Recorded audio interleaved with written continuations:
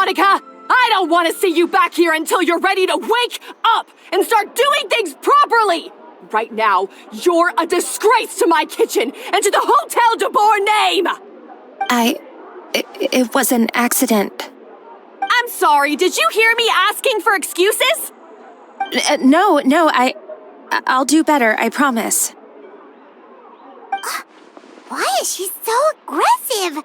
She won't even listen to what the poor girl has to say. Oh, hey, cut her some slack. You gotta at least hear her out. Wait! Huh? Who do you think you are telling me? Wait a sec. Navia? So, you're bringing backup now. Suit yourself! You're still wasting your time!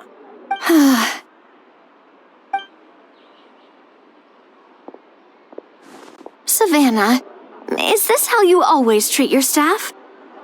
My staff is right.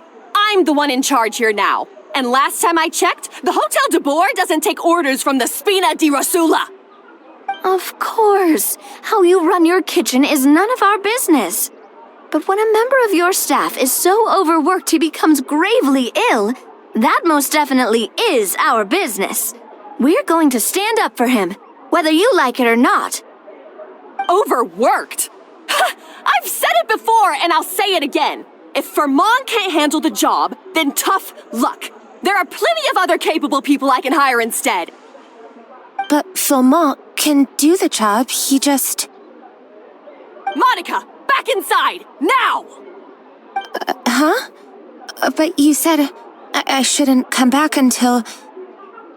Just do as you're told, and not another word out of you! Come on, we have work to do!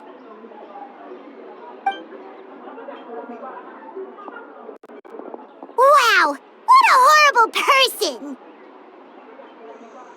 Sorry. Looks like I've dragged you into some drama again. Her name is Savannah. She's the new head chef at Hotel de Boer. Ever since she took the job, she's been enforcing a brutal work regime and putting a huge amount of pressure on her staff. One guy was so overworked, he collapsed from illness. He's been bedridden for days, and he can barely even talk properly. I'm sorry. It's all my fault. I don't deserve to be a chef. At his family's request, the Spina di Rosula is trying to mediate on his behalf. We're not exactly making a ton of progress, as you saw. Savannah is adamant that Vermont's exhaustion and illness have nothing to do with her or how she's been running her kitchen. She's refusing to have any kind of meaningful dialogue with us. Our next thought was to talk to the other chefs at the restaurant and get a better idea of their working conditions. But with Savannah watching them like a hawk, no one has been willing to open up. And that's why I'm here, doing it the old-fashioned way. Camping out, watching, and waiting for an opportunity. Oh, shoot! It all makes sense now. Sorry. Paimon should have thanked before she spoke. Oh, no, not at all, Paimon. Honestly, the way she was laying into Monica, someone had to step in. I'm sure I would have piped up if you hadn't. And besides, I don't really think I'm built for espionage. Yeah, meaning it's gonna be all the more difficult to get the inside scoop now. Oh, I might as well head back to the Fleuve Cendre then. We'll need to come up with a whole new game plan. Paimon will join you, 'cause this is kinda all Paimon's fault. Guys, it's fine. You don't need to worry about it. That said, if you were planning to visit the Fleuve Cendre anyway, let me take you out for a meal. I'll make sure it's a proper feast. A really famous chef just joined the Spina di Rosula's tavern. Her name is... Sorry to interrupt. I just wanted to apologize for the scene you witnessed just now. We shouldn't subject our customers to that. This is a small token from us. It's some candy from Monica. She asked me to make sure it was delivered into your hands. Monica's the one apologizing? Huh. Clearly Savannah is the one who owes an apology. Our head chef has been a little highly strung lately. Sorry for everything. All right. Since there's candy, Paimon will drop it. Not the candy. Thank you for understanding. We'll make sure to pass your feedback on to Miss Savannah.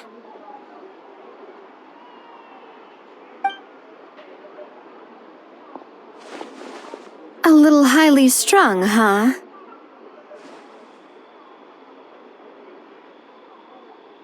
Paimon doesn't get it. How did someone like her even become head chef? Well, according to Fermat's family, she hasn't always been like this. But that's a story for another time. Let's try this candy.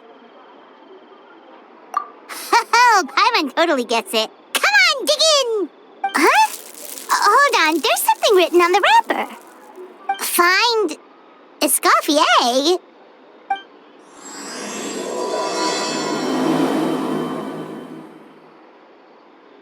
Escoffier? Could this mean... Huh? You know that name, Navia? Yeah. Let's stick to the plan and go back to the Fleuve Cendre for now. That's where we'll find Escoffier anyway.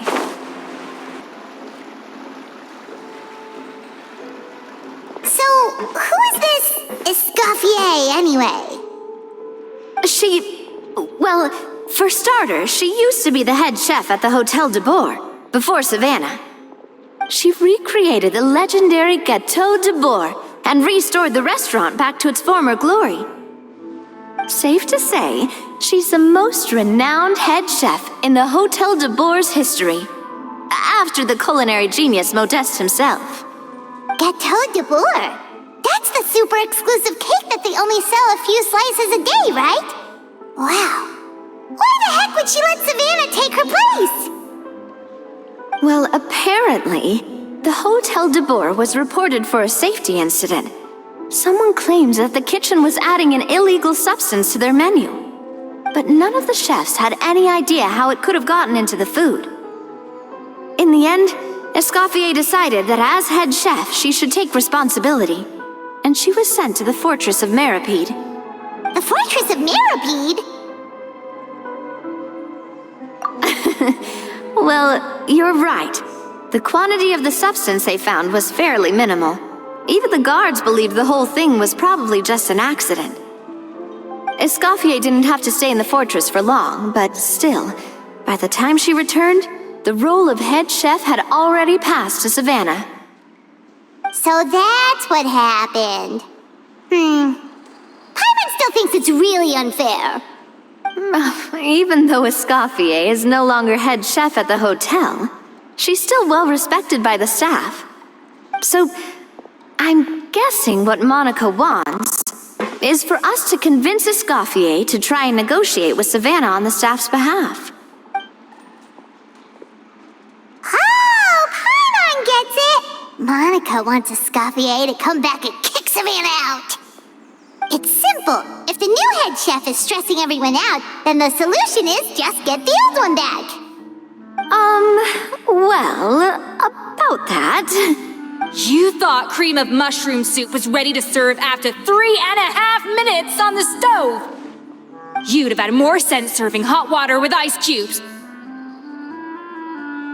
At least then you wouldn't have wasted all this perfectly good cream and mushroom. What do you say, Hilaire? I'm sorry, Cream. I'm sorry, Mushroom. As you can see, Escoffier's that kind of chef as well.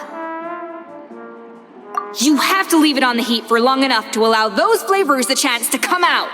Don't be fooled by the aroma when the water first starts to boil. Got it? Yes, Chef. Then go back and do it again. The customers are still waiting. Remember where you went wrong and don't repeat the same mistake twice. Yes, Chef!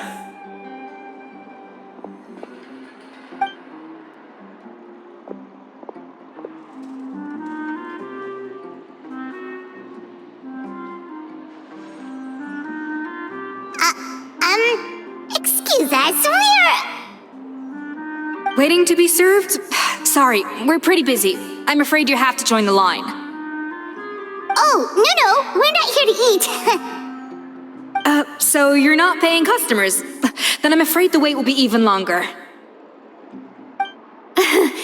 It's hard to talk to Escoffier when she's in the zone. Let's take a seat. We can catch up while we wait.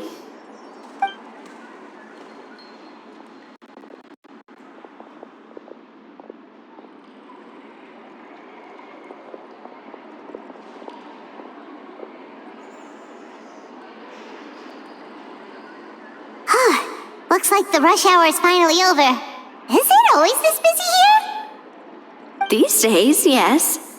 I'd say business has tripled since Escoffier joined as temporary head chef. Well, in her words, the Hotel de Boer doesn't need her anymore. It doesn't look like she's got any plans to go back. I guess I'll be heading off then. Wait, take these home with you. We can't serve them now, and there's no sense in letting them go to waste. Oh, thank you, Chef. For what? Like I said, I just don't want them going to waste. Oh, and tell Fiamma to get well soon, so you're not running yourself ragged every single shift.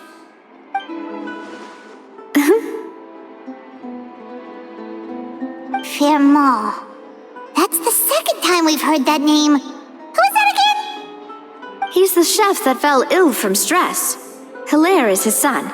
And with Mom stuck at home taking care of Dad, he decided to pick up some work to help pay the bills. Escoffier knows their situation, so she's been making some extra food every day for him to take home.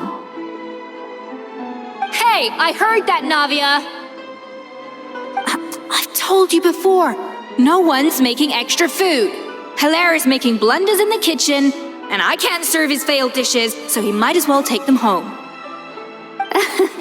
Yeah, failed dishes that just so happen to be nutritionally complete every single time.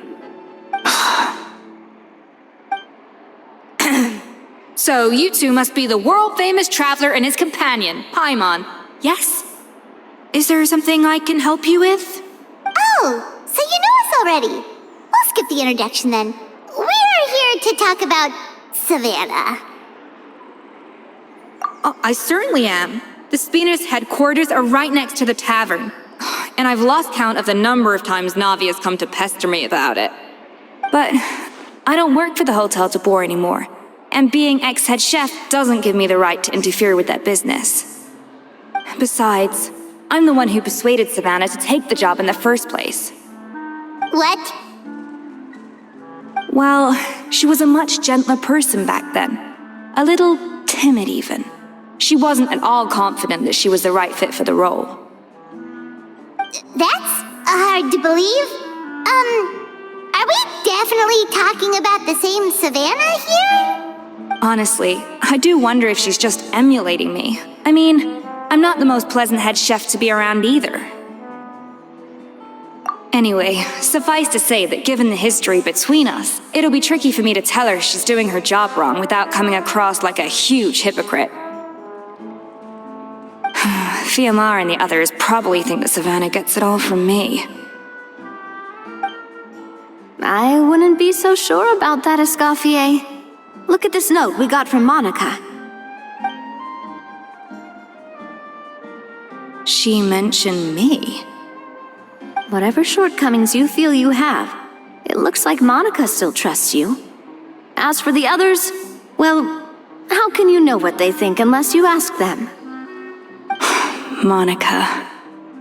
Plus, it's not like we're asking you to storm in there and raise hell. We're only in the initial phase of our investigation. All we're trying to do is get the other chefs to open up to us. Oh, Monica. Oh, Monica! Escoffier? I can't believe her! Powdered sugar is supposed to be applied sparingly. Look at all that on the wrapper. It's thicker than the sole of my shoe. Unbelievable!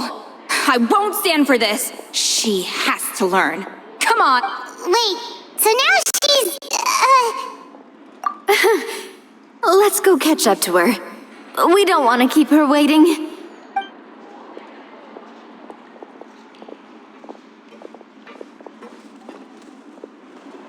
Wait, she looks like... Is that Escoffier? I'm sorry. I'm so sorry.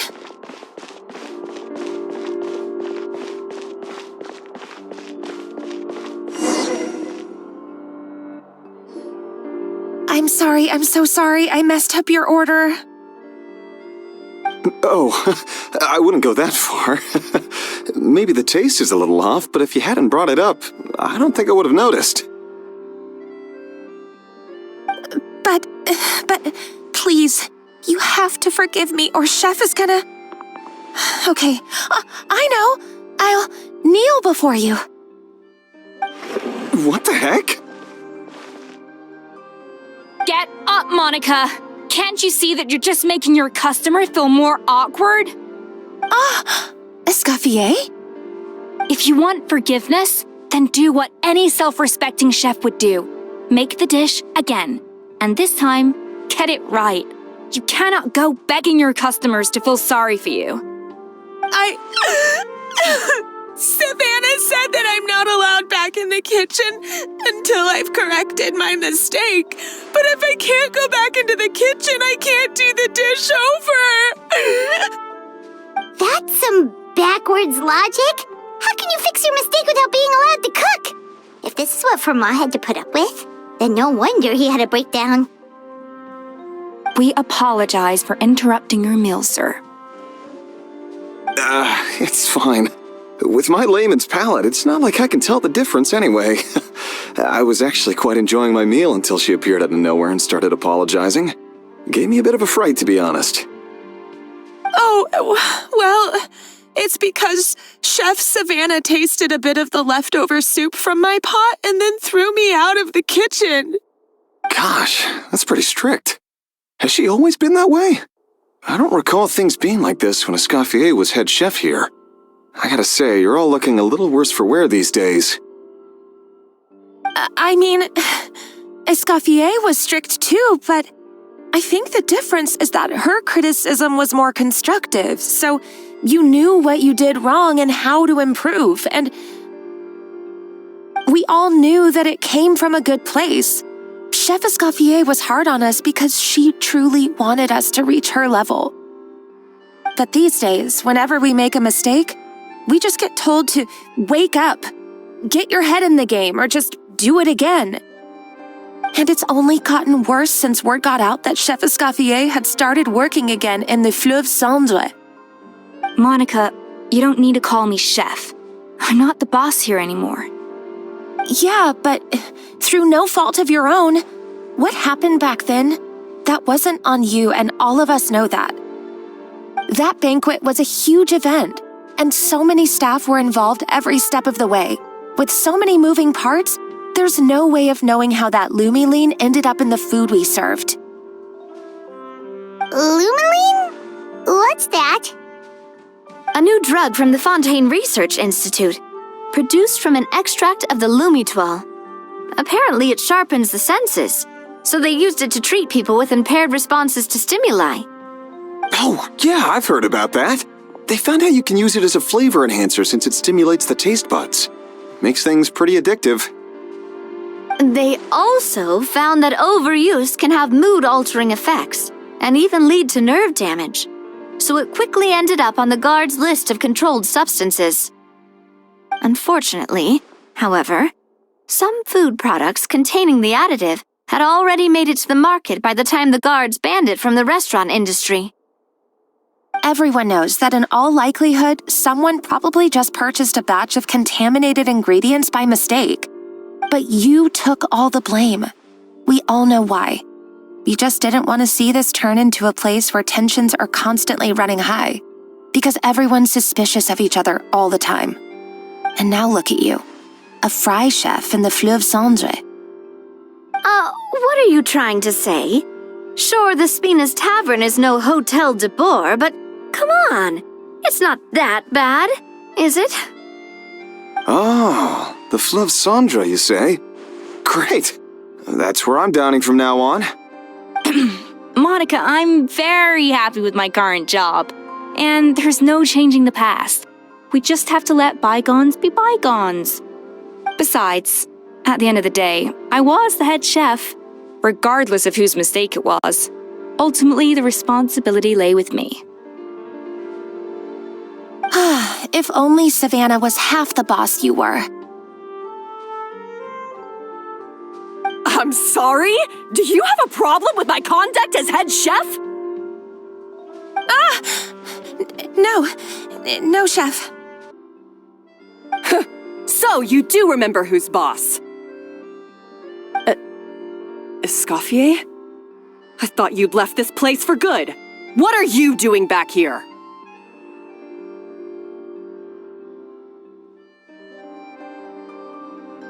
What happened to you, Savannah? Why are you acting like this? When I turned this place over to you, You made me the head chef and gave up your right to tell me how to do my job. You're not the boss here anymore, so stop acting like you own the place. Whoa. Sounds like someone has a chip on her shoulder. Oh, Savannah! My God, have you grown a temper since I last saw you? Have you put even half the amount of energy into improving your cooking skills, or are you still using the Pluie Lotus as an off-brand marcotte, thinking no one can tell the difference?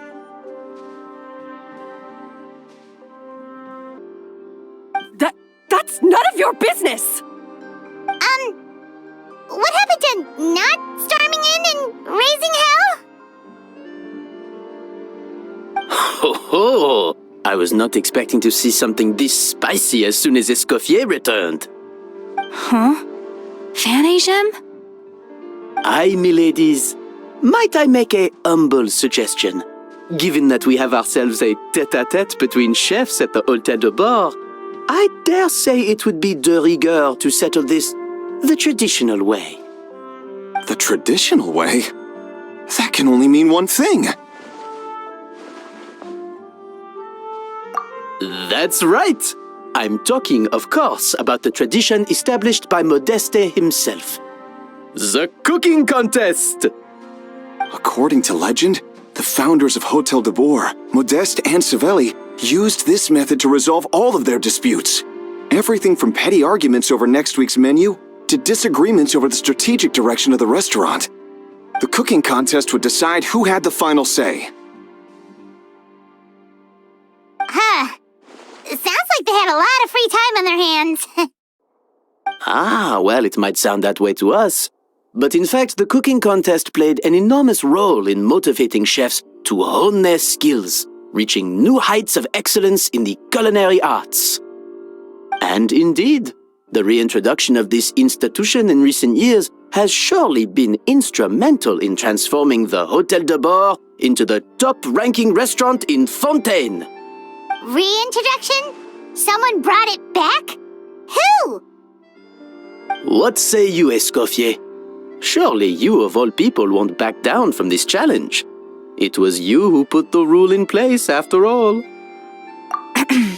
Sure, I reinstated it, but I'm not a chef at Hotel de Boer anymore.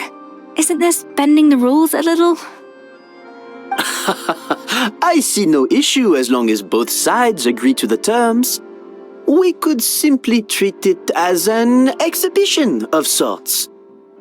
Exhibition. Huh.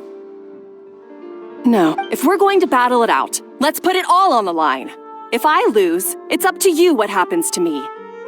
I don't want anything to happen to you. But if you lose, you hand over the Codex de Boer to me. What? The Codex de Boer? Only the legendary handbook written by the original head chef Modeste. It contains all his secret recipes, including Gâteau de Bourg. It's the greatest treasure in Fontaine's culinary world, and only the present and former head chefs of the Hôtel de Bourg have the right to read it. Present and former. Wait, but that already includes Savannah, though. What do you want that old thing for? You have your own copy, don't you? Don't take me for a fool. You know perfectly well what I mean. I want your copy, the original version, the one you took with you when you left us. I'm sorry, I must be missing something. You know, there's no difference between the original and the copy, right? They contain the exact same recipes. Stop trying to change the topic. What's wrong, Escoffier? Scared you're gonna lose to me? Or are you scared of me getting my hands on the original codex? Savannah, you may remember that we gave her the original as a parting gift to thank Escoffier for her years of service. Asking for it back feels a little, Oh, I'm sure it won't be an issue, as long as both sides agree to the terms. Those were your words, weren't they? And as for the contest itself, let's make it a bake-off. Gâteau de Bourg, per the recipe in the codex. Well, Escoffier, you against me. Are you in or out? You sound surprisingly confident. Alright then, let's see how much you've actually grown. I hope you surprise me, Savannah. I'd hate to find out that all you've learned after this long is how to chew people's heads off. Believe me, I'll show you. Escoffier, are you sure this is a good idea? You accepted her terms a little hastily. Oh, it'll be fine. Let's head back to the Fleuve Cendres so I can get prepping. I do apologize. This whole ordeal reflects rather poorly on us. I'm afraid it's not quite that simple. The Hôtel de Bourg runs as more of a partnership, you see. It was founded by two friends, Modeste and Savelli, and it's been that way ever since. So, while I am technically Savannah's boss, it's not really my place to interfere with the business of the kitchen. To be perfectly honest with you, that's part of the reason why I suggested a cooking contest. If Escoffier wins, it would be the perfect opportunity for her to talk some sense into Savannah. Or, of course, if she wanted to return, then... But anyway, I'm getting ahead of myself. Whatever the outcome, this contest will hopefully serve as a turning point for us. Please, pass on my best wishes to Escoffier. I must say, Savannah surprised me with her confidence. Does she really believe she can best Escoffier in the kitchen? I thought she was just blowing off steam when she first raised the idea to me.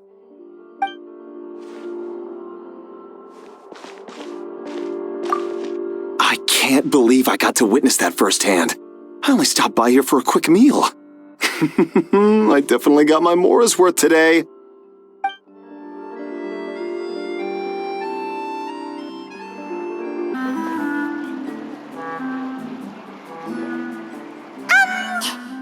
So, this whole bake-off thing kind of came out of nowhere. Was it really sensible to just go along with it? Well, I got a sense that she's holding something back. But we chefs always express ourselves in our cooking. So if she won't talk, this might be the best way to find out what's really going on with her. Huh? Holding back? Sure didn't sound that way to Paimon. Escoffier only picked up on it because she's the same way. Always closed off, never letting you know what she really thinks.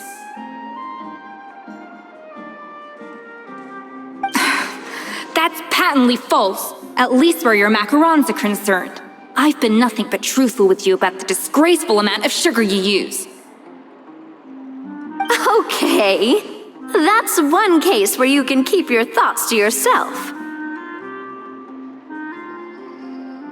Oh, that? Well, it's not so much a recipe book as a diary of Modeste's adventures.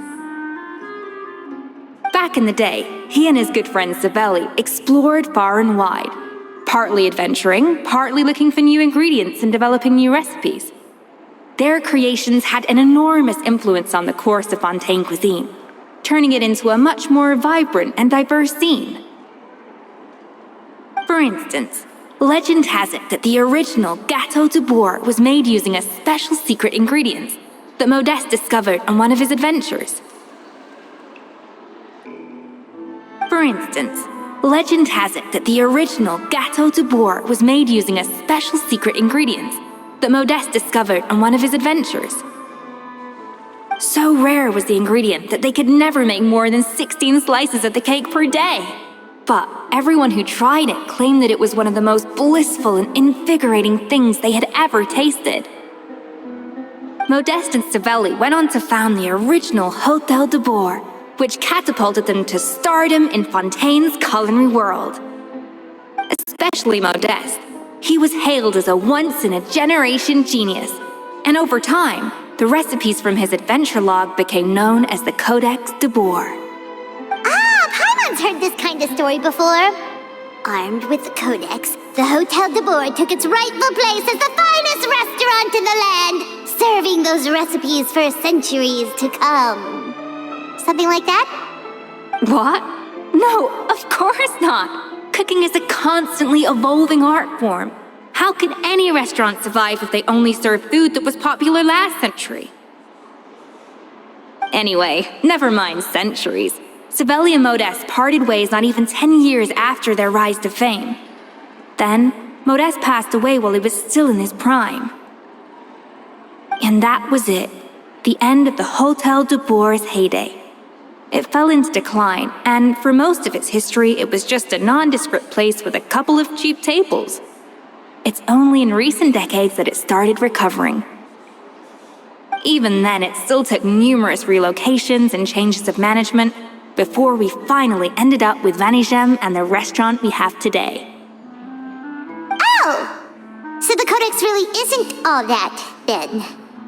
Paimon figured it was like one of those mystical books they have in Liwei's martial arts novels, where the main character learns all their secret powers from. Yes, well, that's fiction, and this is reality. You can't meet the tastes of modern diners by following some ancient recipes from a dusty old book. Case in point. Even the Gâteau de Bourg they sell now is actually Escoffier's reimagination. Wait, really? Why though? Didn't that recipe make it into the Codex? It did, but like I said, it's the dusty old book now, and the records aren't as legible as they once were. Not to mention that there's no way of finding the secret ingredient Modeste wrote about. So, reimagination is right. I consulted some historical records and took what I could from the Codex. But ultimately, the Gâteau de Bourg of today is my own recipe. As for why we gave it the same name and kept the tradition of only selling 16 slices a day, well, you've got Vanigem's business sense to thank for that. Oh, huh. Well, that kind of takes all the mystique out of it. Hey now, it might not be the original Gâteau de Bourg, but it's still the most delicious cake in Fontaine today. And who knows, maybe Escoffier's version is more suited to your palate. Just think, if the original truly was the perfect cake you're imagining it to be, there's no way the recipe would have been lost to history, right? Not to mention that the Hôtel de Bourg never would have fallen into a slump. Anyway, before I left my role as head chef, I made a copy of all the recipes from the Codex, including my own improved versions, and turned them over to Savannah. So why is she so interested in the original copy? Could it be a symbolic thing? Like, whoever holds the original Codex de Bourg is the true head chef? Well, it was clearly precious enough to give to Escoffier as a parting gift. Meanwhile, Savannah only got a copy. Maybe from her point of view, it's like management doesn't truly see her as being worthy of the role. You think so? The only thing is, it was her suggestion to gift me the original in the first place. Well, a joint decision by her and Venisham. But still. What? Huh. Guess she's had a major change of heart since she became head chef. Yeesh. Who knows? We could speculate forever. Better to just let our gato do the talking. It means vesting her in this bake-off, and then getting her to explain herself, even if I have to beat it out of her with a spatula. However much she's changed since we worked together, I believe that she still has her chef's pride. And if she respects the art, she'll respect the outcome of our contest. Well, I'm confident that you and your spatula can get justice for Froment. All you need to do now is win the contest. But that should be a breeze for you. Let's not get too ahead of ourselves. Gâteau de bourg is very complicated to make. Usually, it takes 3 chefs working in tandem to cover everything. Now, if I had to push it, I could probably do the work of 3 chefs myself. But I'd prefer to play it safe if I can find a couple of assistants in time. Well, that's easy. The 3 of us are veterans in the kitchen. You just need to pick 2 of us. Well, I have heard the Traveler is an accomplished cook, as well as a warrior. But be warned, I will hold you to exceptionally high standards. Oh, count me in too. I've spent weeks perfecting my macarons after your scathing review. Even if it means competing against the Traveler, so be it. I'll show you what I'm made of. Confident. I like it. Alright, let's start with some elementary mise en place. Show me your knife skills.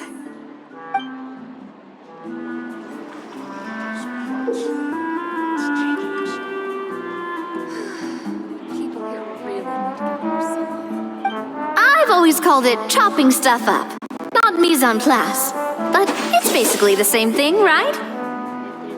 Oh, Navia. The difference in your case is that mise en place is chopping stuff up without sending juices flying up.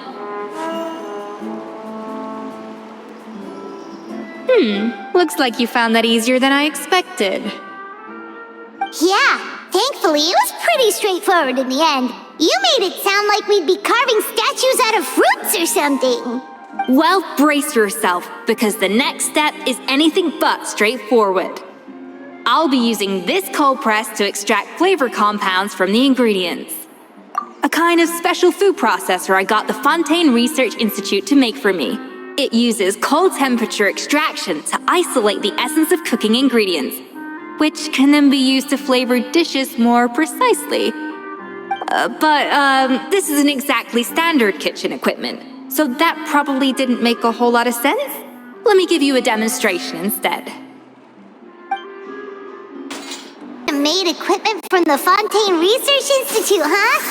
That's some pretty high-tech food prep. I must never use anything with... The device isn't cold enough yet. I need to reduce the temperature.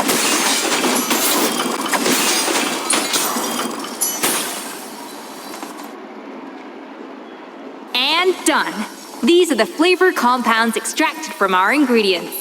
I've processed all the fruit you chopped up earlier. Wow! Even the smell is so much more concentrated. What next? Do we add all this stuff in? Absolutely not! Throwing everything in at once will ruin the balance of flavors. We have to go slowly and carefully to calibrate the exact flavor we want. I'll demonstrate again. Now, watch closely. Slowly and carefully. Not a drop too much, and not a drop too much.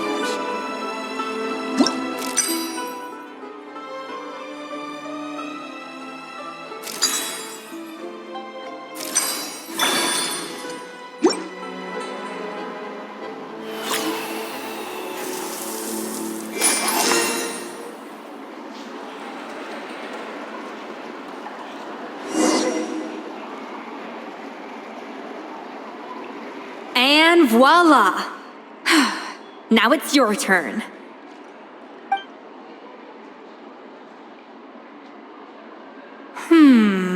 not terrible. Considering this was everyone's first time blending flavor extracts, it could have been worse. But the traveler's work was surprisingly good. Are you sure you've never done this before? You got almost perfect results on your first try. Oh, well, they do say adventurers are multi-talented folks. Now I've seen it firsthand. Alright, now for the part I've been looking forward to. I want each of you to cook something from the Hotel du Bois' current menu. I'll judge your submissions and give you a final score. That's right. The true test of your cooking skills is the finished product. It'll be good practice for the contest itself. Now get to it. Chop chop!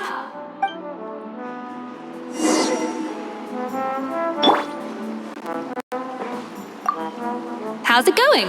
Have you picked a dish yet? Choose wisely. I expect you to present the most delicious thing on the menu.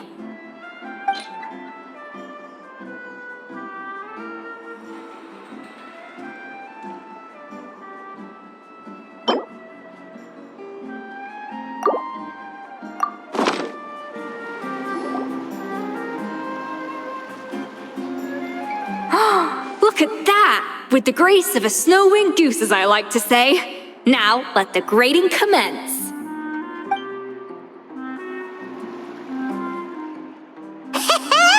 Pretty good, right? Not to brag or anything, but Paimon's a bit of a connoisseur when it comes to la food. 6 points. What?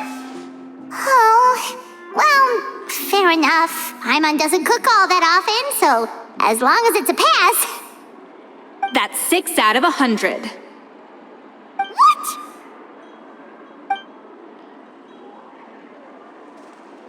You say you're a connoisseur, but it's quite clear from this dish that you have far more experience consuming food than creating it. By that logic, I suppose you think listening to Lady Farina on repeat every day would make you an opera singer. Aww. Oh, me next. I'll have you know that this batch of macarons has 2 whole tablespoons less sugar than my previous ones. So you went from 12 tablespoons to 10? Well, it's nice to know you actually measured it out. Because it tastes like you just threw in whatever was left in the jar. 6 points. Aw. Now to the final dish. So, what do you think? This is our last hope. 8 points. Darn, that's barely higher than what we got. Not exactly. The color is spot on. Beautiful aroma. Excellent presentation. I have to give this one 8 points out of 10. Maybe even 9 points. Huh? How did you pull that off? Don't get me wrong. There's room for improvement.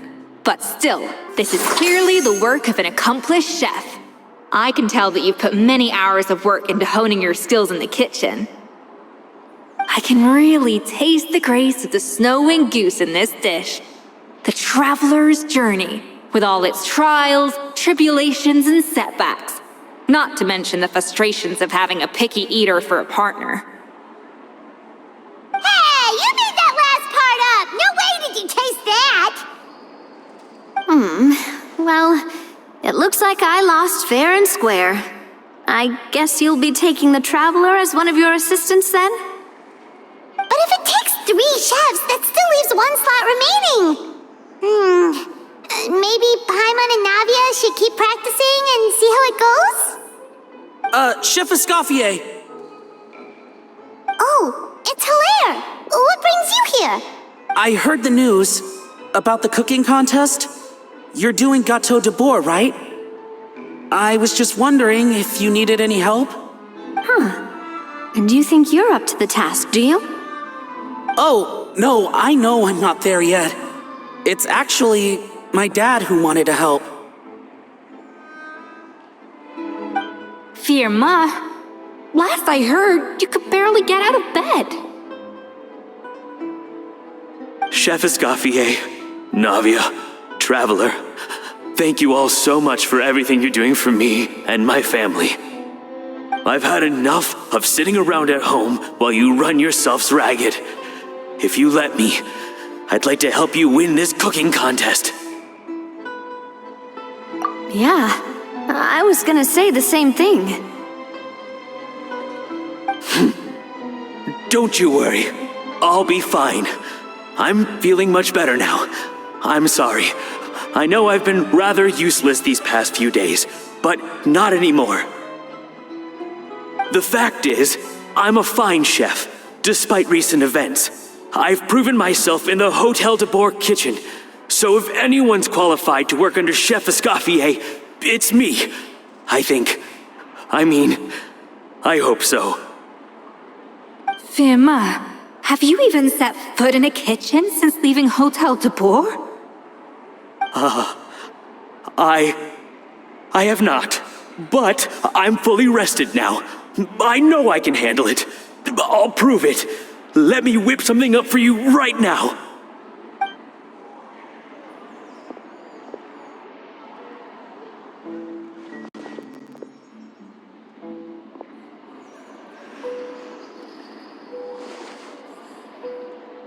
Huh? That's strange. Why are my hands shaking?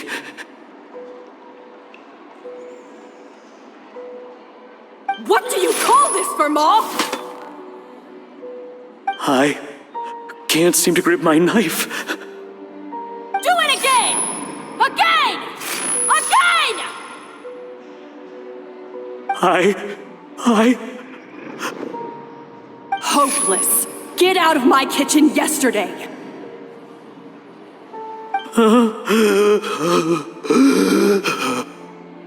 Dad, what's wrong? I don't understand. I was feeling so much better, and then Will I never be able to work in a kitchen again? Dad, talk to me. What happened? I think the real issue here is not physical exhaustion, but psychological trauma. Monica, when did you get here? Probably because you were all concentrating so hard on your cooking. I didn't want to interrupt your flow. But anyway, Firma, I'm so sorry. If only I'd known how serious your situation was, I would have stood up for you sooner. You have nothing to apologize for, Monica.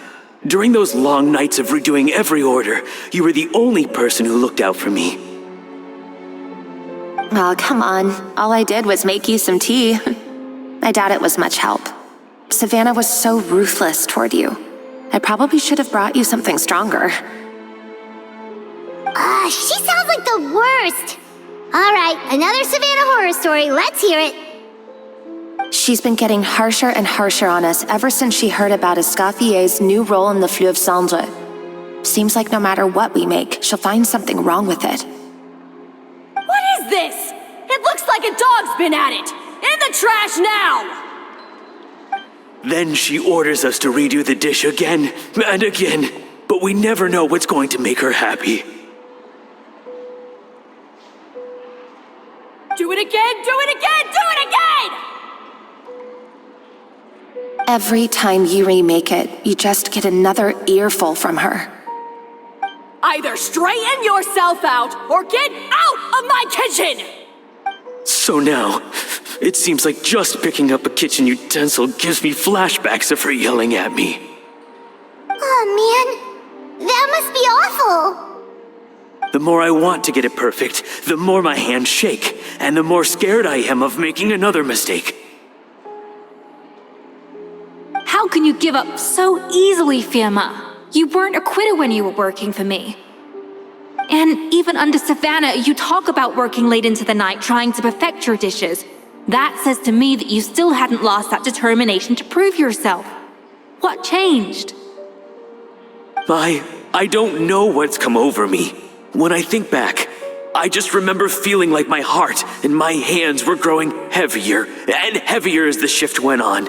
Each time I had to redo a dish, my heart sank a little further. Maybe Savannah was right. Maybe I am just hopeless at this. Dad. I see. Well, it sounds like there are some deep issues at work here. Ones that won't be resolved by merely seeking compensation. I will win this contest, and after that, I encourage you to approach Savannah and talk this out. But what if you can't find another assistant in time? Clearly, I'm in no state to help out. You think being one person short will ruin my chances? Let's not forget, I taught you and her everything you know. Even if I had to go it alone, I would present the perfect gâteau. Oh, well, Paimon and Nadia will still keep practicing, just in case. And so will I. Yeah! And if worse comes to worse, we can always get the Spina di Rosula to put out an emergency call for chefs. There's gotta be someone out there, right? Actually, I thought maybe I could help. That's sort of why I'm here. What? Why didn't you say so? I was going to, but then... well, this is the first chance I got. You do this for us? Thank you so much, Monica. All right, fine by me. But aren't you still working for Savannah? Joining the other side seems like a guaranteed way to put your future employment in jeopardy. I know, but it's all right. I've made up my mind. With the way things are, I can't keep working for Savannah much longer anyway. Unless I want to become the next Firma. I'm done with sucking it up. It's time to try and turn things around. If this cooking contest can get Savannah to see the error of her ways, then I'm sure she'll forgive me for this.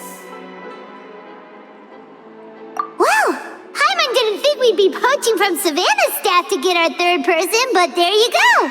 Anyway, Monica's a professional chef, so nothing could possibly go wrong now. Great! Then it's settled. And to congratulate you all on making the team, I propose a Spina-sponsored meal to celebrate. Spina-sponsored? Wait, you mean I'm cooking? Well, I promised the traveler a feast in the Fleuve Cendre. And I know how much you've been looking forward to it. Yeah! Feast, feast, feast! All right, if you insist, then prepare for some of the finest food of your lives.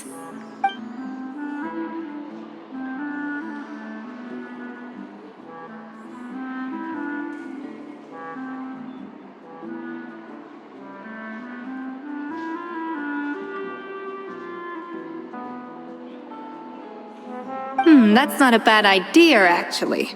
Wait, hold on. You need to finesse that further.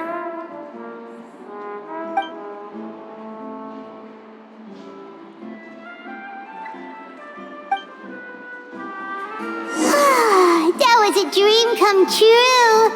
Paimon never knew Fontanian cuisine could be this good. I wish I could eat that all over again. It's not often that Escoffier goes all out like this. And it's all because of you, traveler. So, this is what Chef Escoffier is truly capable of.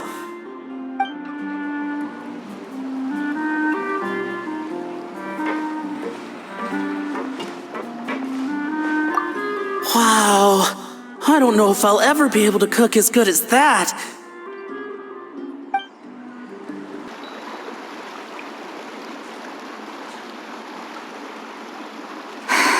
Why, Savannah? Why?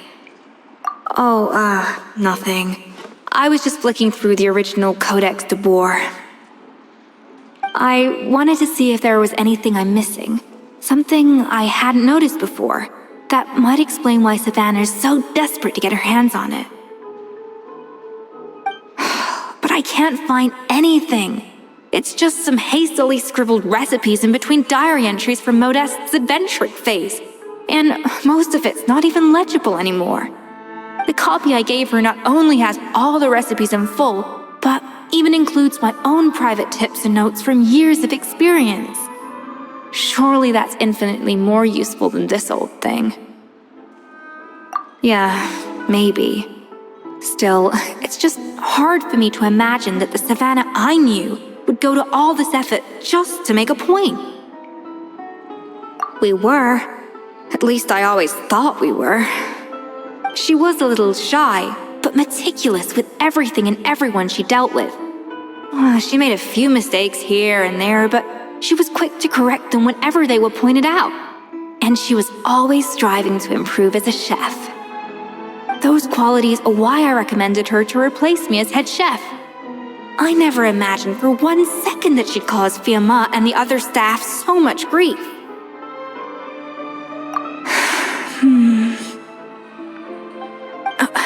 Well, I mean to an extent, of course. I pushed hard for her to get the role.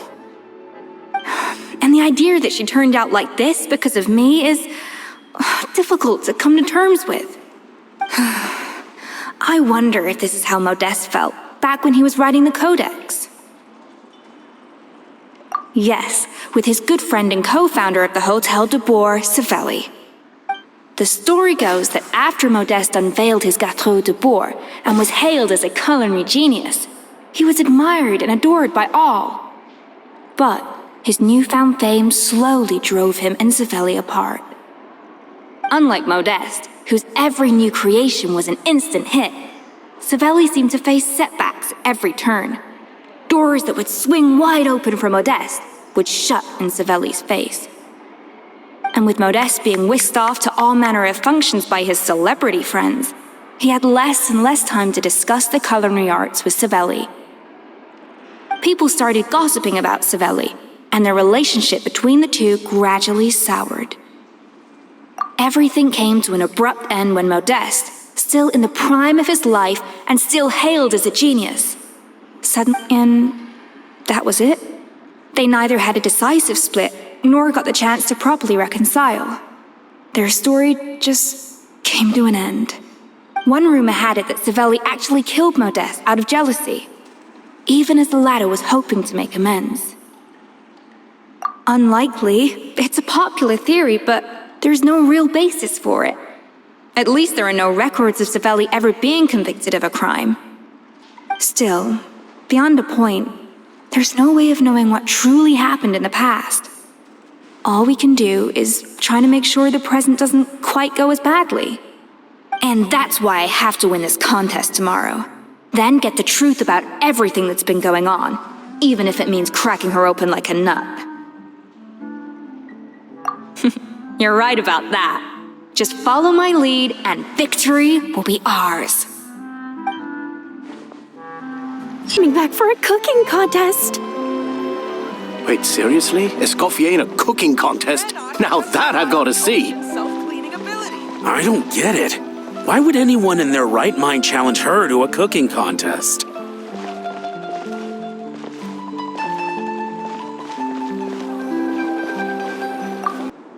Mesdames et messieurs, welcome one and all to the Hotel de Boer and to this most exciting of cooking contests.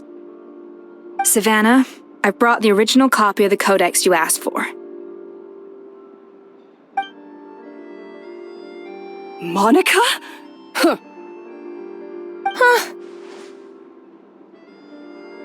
In the interests of fairness, this contest will be conducted in a double-blind format.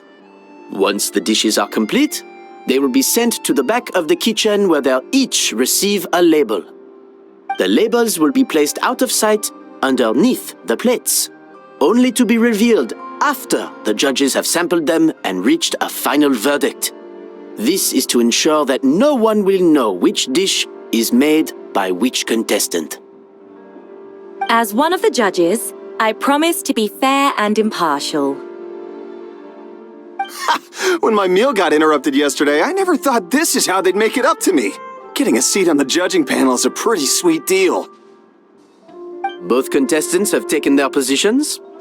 Then, without further ado, let the Hôtel de Bord cooking contest commence!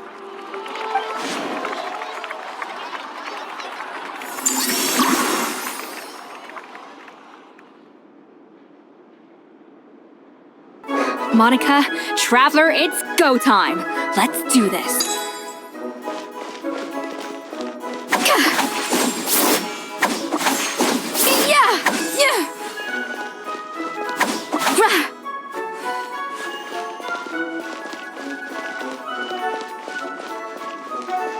Up to the freezer!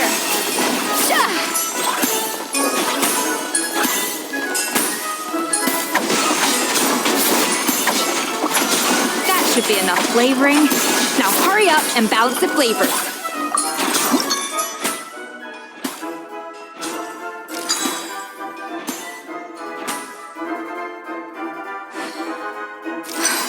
Stay calm, Escoffier. There has to be a way to balance the flavors. Just think.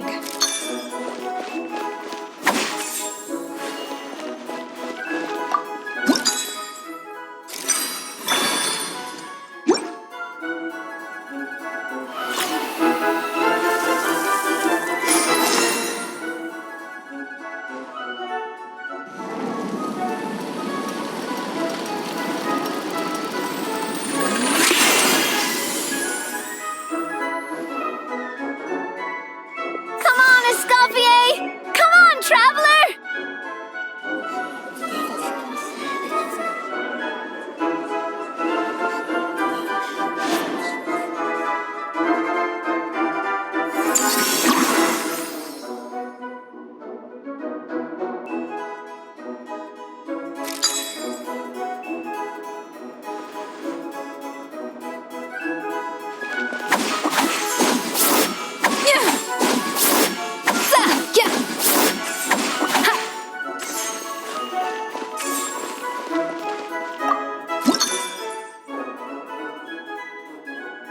The balance of flavors is about right, but the quantity is too low.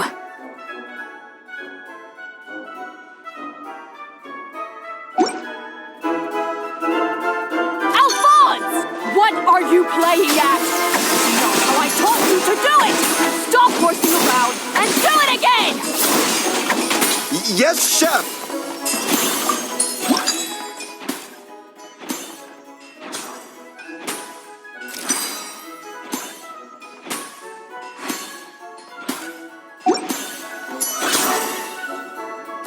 Oh, tension in the ranks on Team Savannah. Will this slow their progress? For goodness sake, Savannah, what are you doing? Oh, forget it. I've got to focus on my own dish.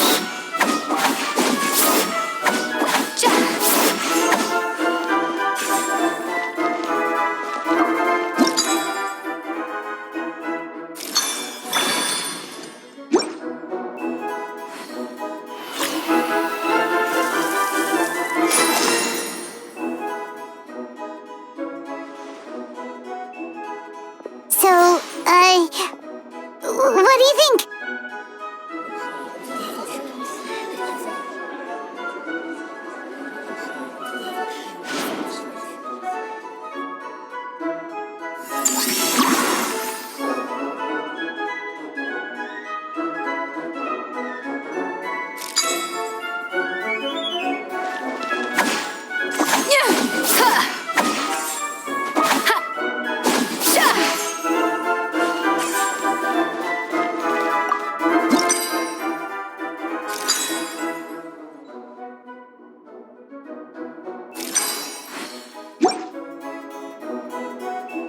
Escoffier is already on the final step of the recipe. Let's check on Savannah's progress.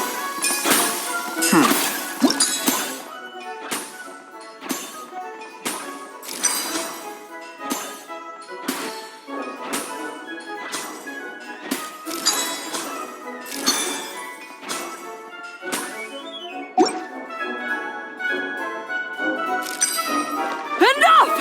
Oh, useless! Both of you, make like an egg and beat it! I'll do it myself! Wow!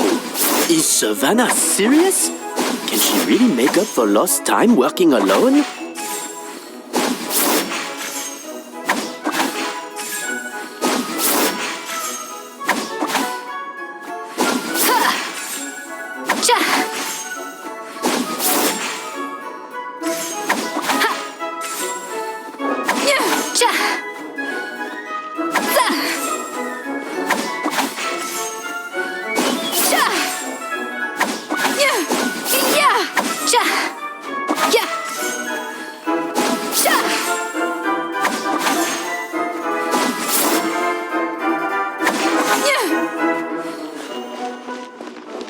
A dash of frosting!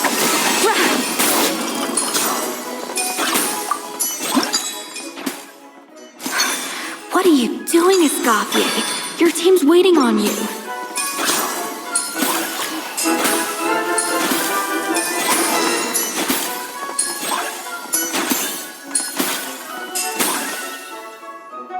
You can't match Escoffier's talent.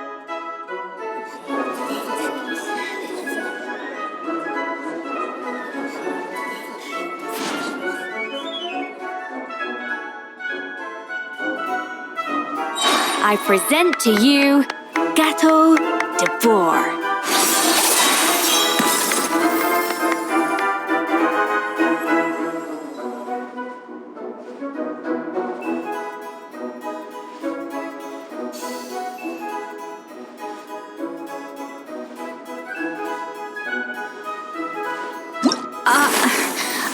I was just exercising caution. I had to make sure everything was perfect.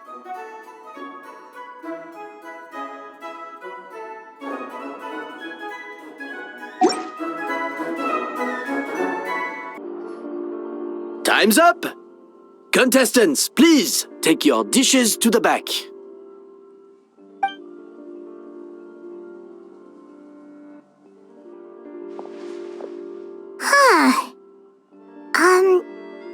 That guy was right.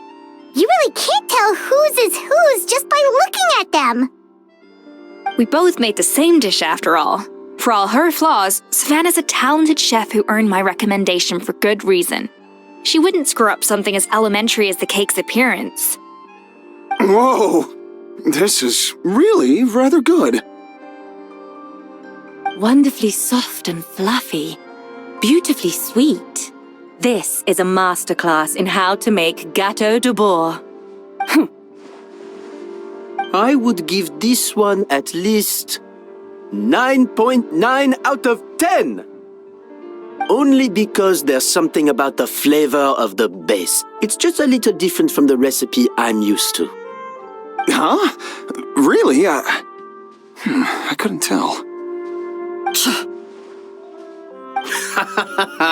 All right, on to gâteau number 2. I haven't had a single bite and already this aroma is a delight to the senses. I have a feeling that this gâteau will be a gâteau for the ages. How exciting! I'm gonna dig in.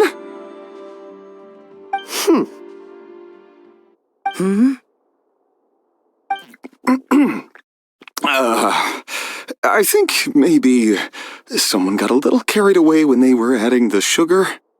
Not just the sugar, it's the flavors too. This is all over the place. Who made this? It appears the decision is unanimous. This gâteau is far below the standard we would expect. Whew! And Paimon thought this might actually be close. Turns out she can't bake to save her life. Something's not right here.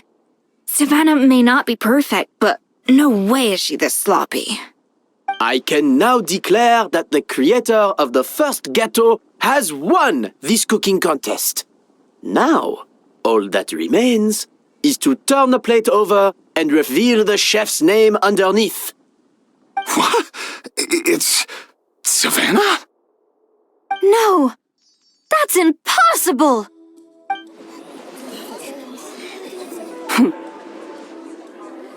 Hey, Savannah! You cheated, didn't you? You cheater! What did you do? Oh, you swapped the plates, didn't you?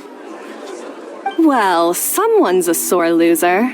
These cakes went from the oven to the judge's table without me ever laying a finger on them, and everyone here can attest to that. It was Vanejem's staff who labeled them in the kitchen. If you're looking to accuse someone, why don't you start with them? Isn't it more likely that Escoffier's lost her edge? Oh, or maybe her assistants let the team down. You take that back! Judges, we demand a rematch. That's enough. What's done is done. As head chef, or rather as team lead, I take responsibility for the dish I served. Whatever went wrong and however it happened, I should have spotted it. Savannah, I didn't think you'd stoop this low just to beat me in a bake-off. What happened to your chef's pride? I don't know what you're talking about. If you want the Codex de Boer that much, you can have it. Escoffier, no! But you must promise me that you'll apologize to Firma and compensate him for everything you put him through. It's a little late to be negotiating terms. The contest is over and I won.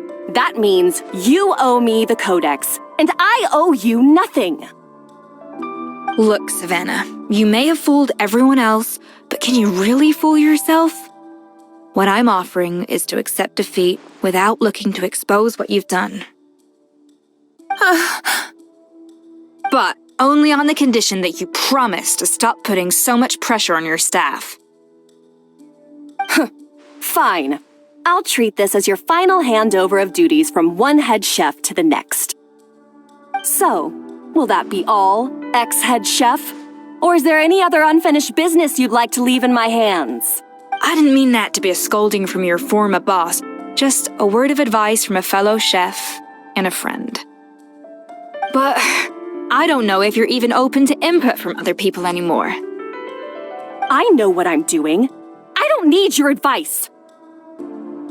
All right, fine. I'm glad to hear it.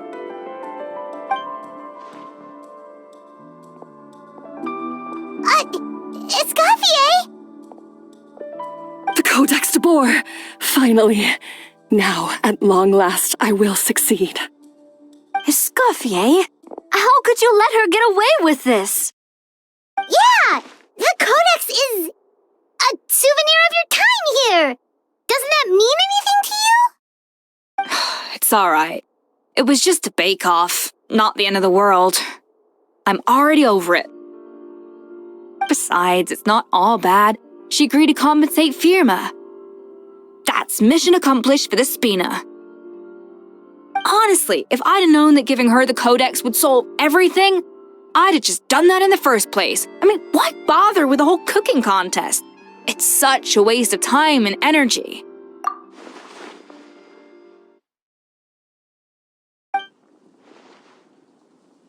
No. No!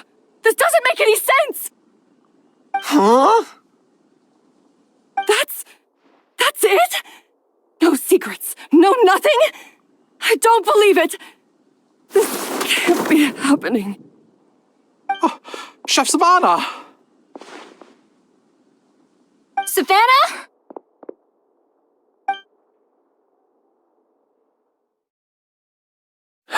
It's nothing life-threatening. Just a lot of pent-up stress and exhaustion. Oh, I knew it. Pent-up stress? The truth is, however hard she might be on the rest of us, the person she puts the most pressure on is herself.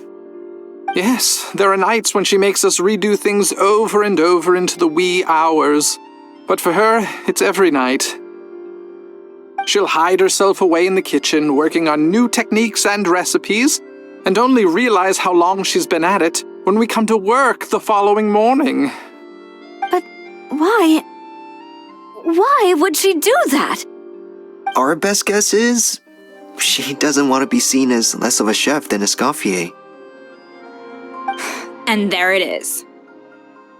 Even so, that's no excuse for taking her anger out on the rest of you. Yeah, and it's definitely no excuse for cheating in the cooking contest.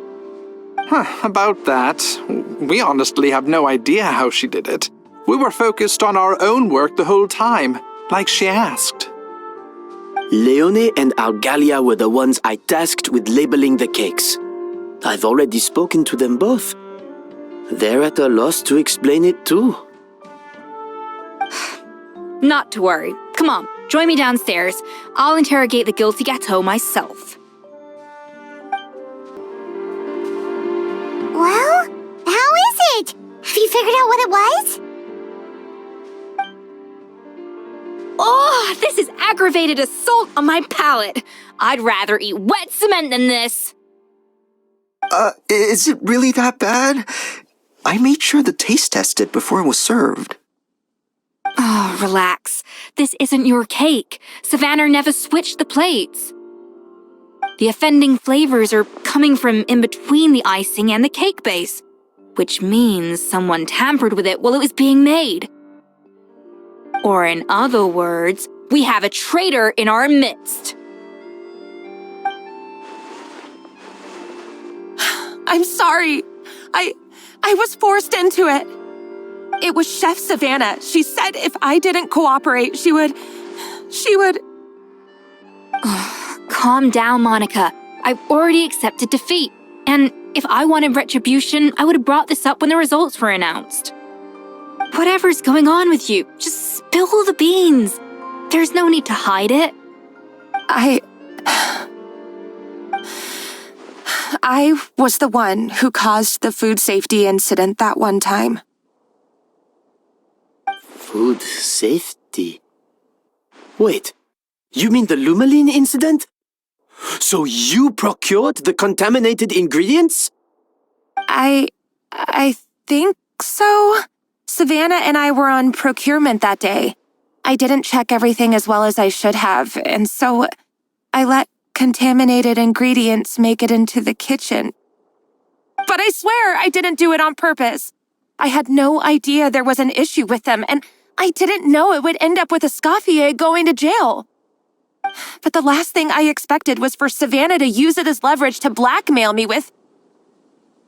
This is crazy! So Savannah pressured you into sabotaging Escoffier's cake by threatening to expose your secret if you didn't? I know, it's terrible. I'm so sorry. I was so scared. The thought of Chef Escoffier finding out that I put her in jail, it made me freeze up with fear.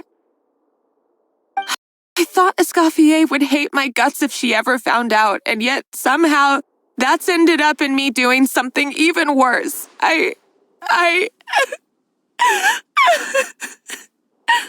Seriously? All this fuss over a little slip-up? Huh? Firstly, it's not like I got a life sentence. I did my stint at the fortress, and now I'm out. And secondly, I had my own reasons for leaving the Hotel de Boer. This wasn't the only factor. So, you don't need to feel ashamed or frightened or anything like that. Any more than you need to add butter when you're pan-searing foie gras. You mean... you forgive me? Oh, well, I'm not saying you don't have to take responsibility for your mistakes. You should tell Vanagem to mark down your performance for the past few months. Then do some digging and find out exactly where those contaminated ingredients came from. Sure, you've made mistakes, but now's the time to fix them. Understood? Understood. Good. Now, back to Savannah. What about the original codex would compel her to resort to blackmail? I have my suspicions. Not that I've got any proof to back them up, though. Ugh. What happened to me? I've overheard some customers murmuring about how the Hotel de Boer hasn't been the same since Escoffier left. They think our menu doesn't taste like it used to, especially our signature items. Now that you mention it, I noticed it during the contest too. I couldn't put my finger on it, but The flavor seems subtly different from how it used to be. But the difference was so small, I'm sure no one would notice it besides our most loyal customers and true dessert connoisseurs. Still, as head chef, it's easy to see why Savannah would get so hung up on it. So many times I've seen her make the cake base over and over again, late into the night, determined to match Escoffier's version. But something's always slightly off every time. Yeah, I've noticed that too. Never really gave it much thought, though. Thinking back on it now, it's clear that Savannah's been in a downward spiral ever since Escoffier left. She wants to prove that she can fill Escoffier's shoes. That's gotta be the reason. But after countless setbacks, she's getting more and more unhinged. And at some point along the way, she switched from doubting herself to doubting Escoffier. Doubting Escoffier? For what?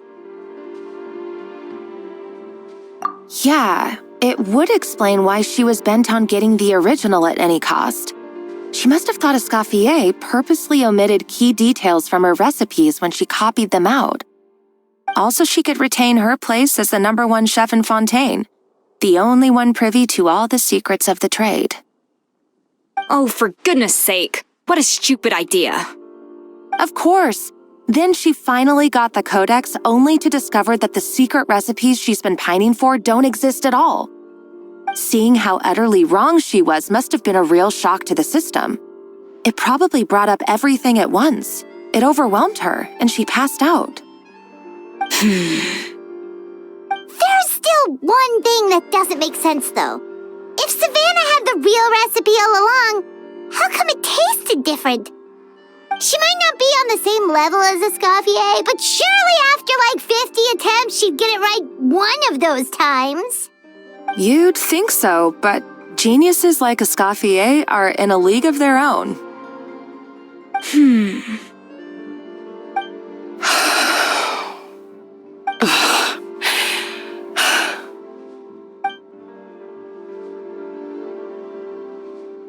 New head chef, you say? What's her name? I don't think I've heard of her before. I wonder, can the Hotel de Boer keep its edge without Escoffier at the helm? This tastes different from last time. Is it undercooked or something?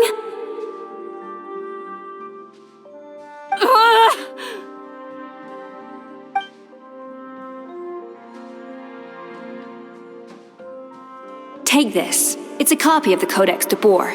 From now on, you will be its keeper. Don't listen to the doubters. If I say you can do it, then you can do it. Even if you don't believe in yourself, at least believe in me. Hey, did you hear me? Once I'm gone, the restaurant is all yours.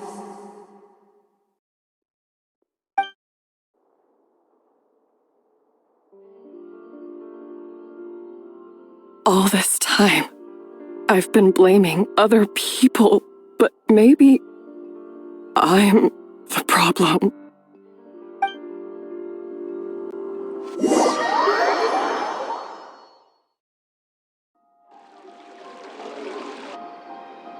I sincerely apologize for putting everyone out. Savannah's awake now, but I don't think she's ready to speak to anyone yet. Let's give her the day to calm down. I'm sure you'll have the chance to talk everything out tomorrow. In that case, I'll go and update Verma and his family. I wonder what he'll make of all this. So, we'll come back tomorrow then. That was a long day. I think I've earned myself a sweet treat when I get back home. Oh, nice! Macarons? Or are you gonna switch it up this time?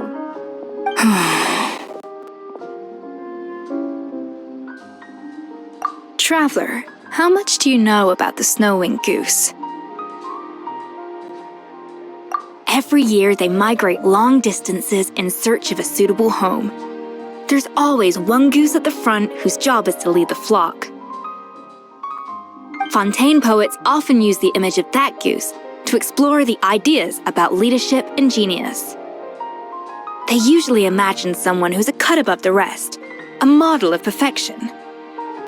But what those poets don't know is that during a migration, the lead goose is always changing. Once the lead goose shows signs of fatigue, it retreats to the back of the flock and allows another goose to take its place. So the truth is that leadership, with all the responsibilities and pressures that come with it, it's something that everyone takes turns at. But we humans completely miss that fact when we project our own ideas about social hierarchies onto them. I guess what I'm saying is, I don't buy into this notion that there's some sort of gulf between normal and genius. Cooking is a science, not magic. Given the same ingredients, same recipe, and same environment, I see no reason why two different people shouldn't be able to create the exact same dish. Of course, some people have a more sensitive palate than others, and some people are just born bolder or more conscientious.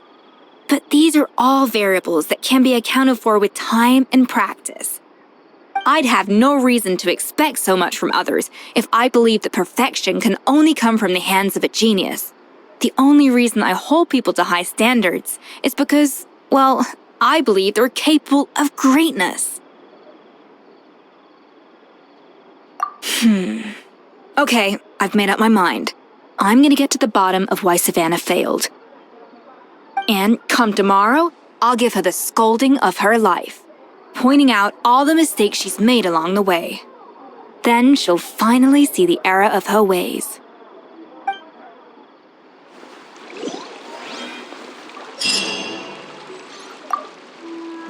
Thank you for your words of encouragement. I'm gonna head to the Hotel de Boer and spend the night investigating. I guess I'll see you tomorrow. Genius? Calling someone a genius is just another way of saying I'm too lazy to figure out how I need to improve. It's a defeatist attitude and I won't stand for it.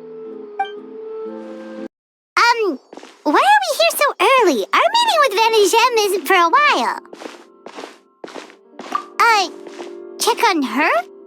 Why? What happened? Oh no. Escoffier, are you alright?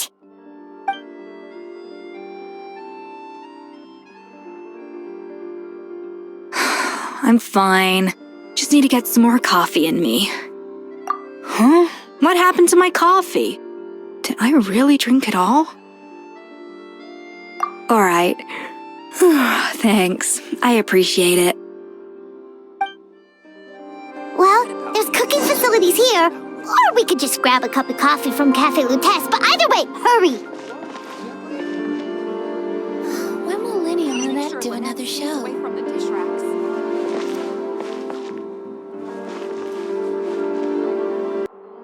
Coffee. Need coffee.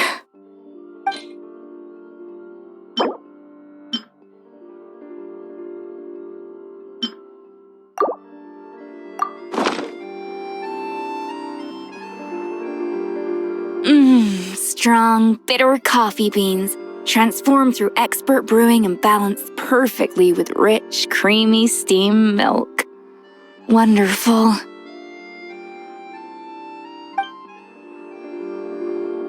I feel much better now. Thank you so much, Traveler in Paimon. Glad to hear it, but make sure to catch up on your sleep when you get the chance. I think I figured out where the problem lies. Honestly, it's ridiculous. I don't know whether to laugh or cry. Wait, what investigation? What are you guys talking about? I'll save it for when everyone else gets here. It's so stupidly small, I can't believe it's caused so much drama. Yes, except my failures were stepping stones to success. Escoffier! Have you seen Savannah? Huh? No, not since yesterday. Why? What's wrong? After seeing her home yesterday, we were all a little concerned about how she was doing. So, I dropped by her place early this morning to check on her. Only to find an empty house with the doors wide open. I left Alphonse and the others to keep watch at her home, while I checked the Hôtel de Bord. I'm worried something bad might have happened. If she's not here, then where could she be? Boss, Escoffier! Bad news! Alphonse? You're supposed to be keeping watch at Savannah's house. We were, but then, just after you left, we found this stuff in her house. Oh, looks like a map with a bunch of random places circled. What does it mean? Wait a second. This feels familiar. I'm sure these places are all connected somehow. Of course, from the Codex. They're all places that Modeste explored on his adventures. Yeah, but I don't understand. The adventure logs in the Codex are too fragmented to be of any use. How come this map shows all the missing details? The Codex de Bord? Then, this place marked in red out at sea. Could that be the fabled birthplace of Gâteau de Bord? Seriously? So now she set her sights on finding the original recipe and beating Escoffier that way? Geez, Savannah. Anything to overcome a gâteau plateau, huh? Ugh, idiot. Does she have a death wish? Those ruins are thousands of years old. Hold on, there's more. Besides the map, we also found these letters.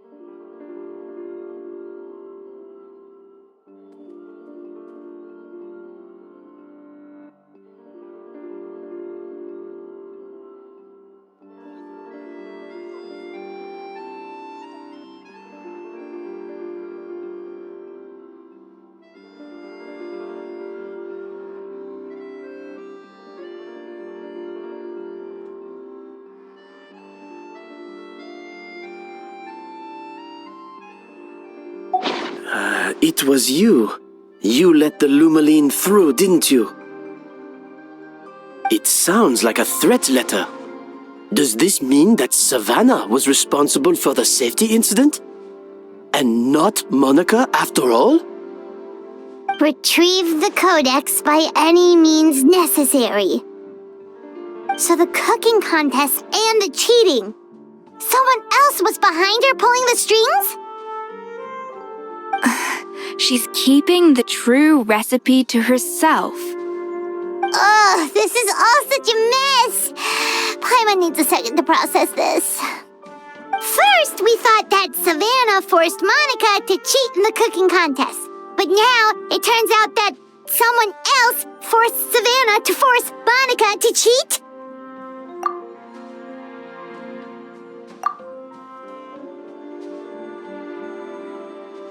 You're finally here. Of course. I should have put two and two together as soon as I read your threat letter. The food safety incident, the demand for a cooking contest, the instruction to blackmail Monica. Even the suggestion that Escoffier was keeping secrets from me. It was all part of your grand plan, wasn't it, Monica?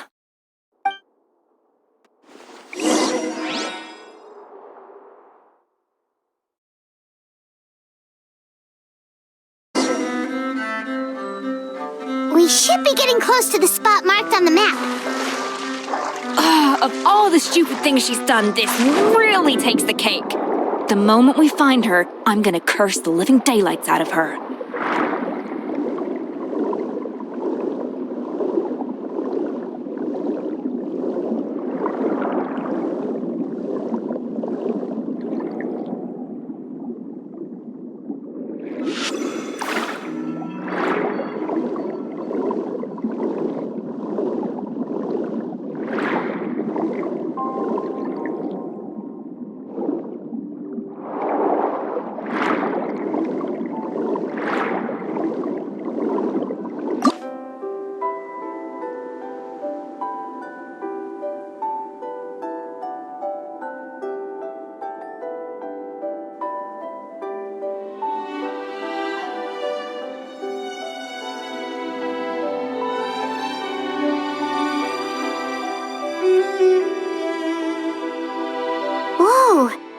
place looks like an underwater restaurant, doesn't it? Suddenly, the idea of an adventure chef finding secret ingredients makes a whole lot more sense. I think Modest's codex mentioned this place. A public bath from the time of Remoria. So yeah, definitely the kind of place that would have served food and drinks. Huh? Some blubber beasts have come to join the party? How did they get here?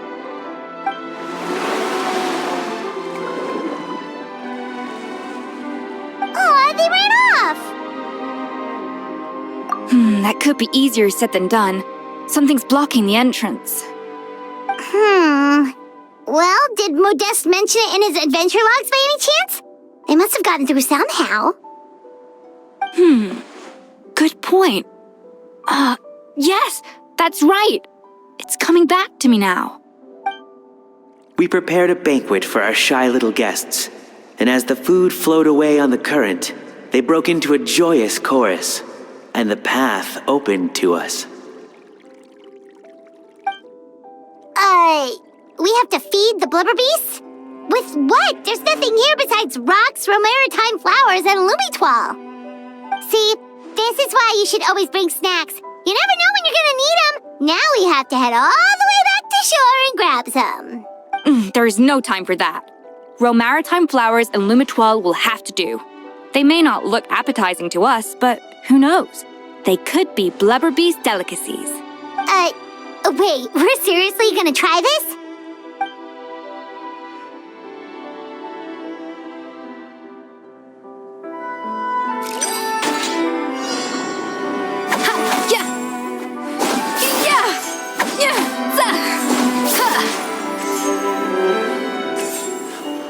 Off to the freezer!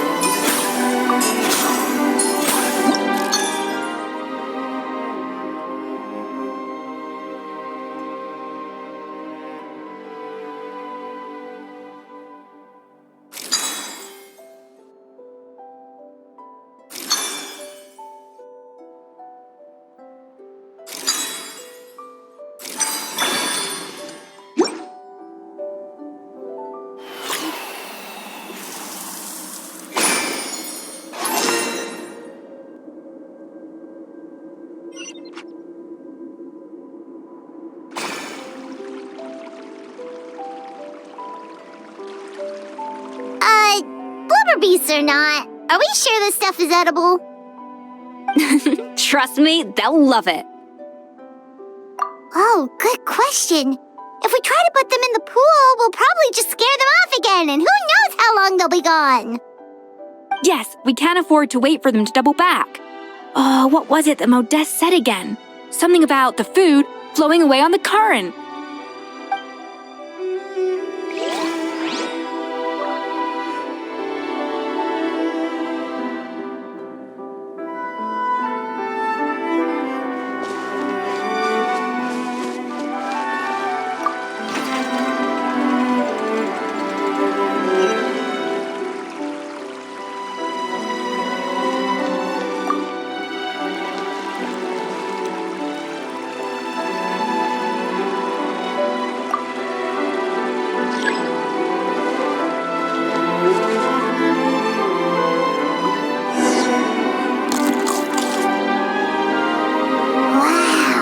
It's really singing!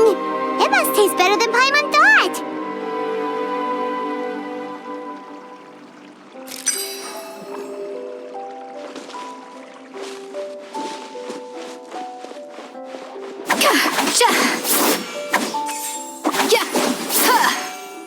The tracks turned back again.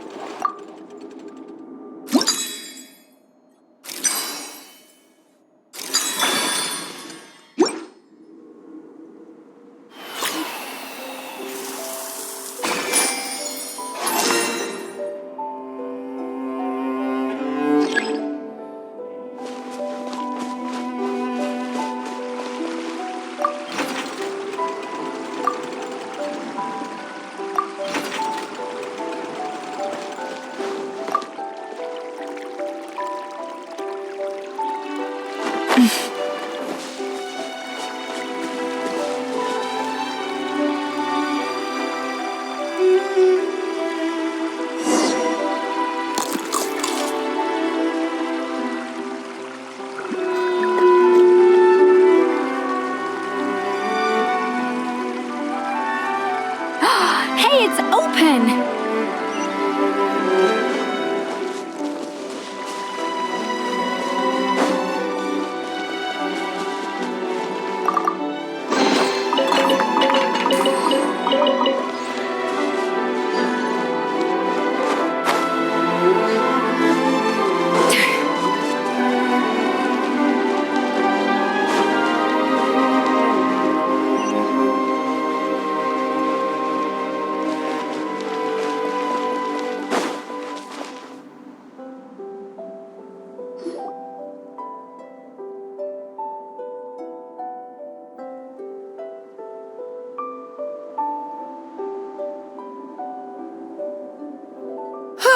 Hey, give me your water.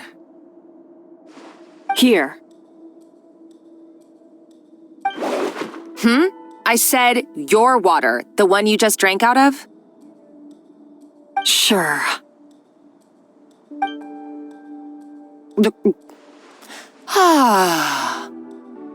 All those years slaving away under Escoffier, and then you.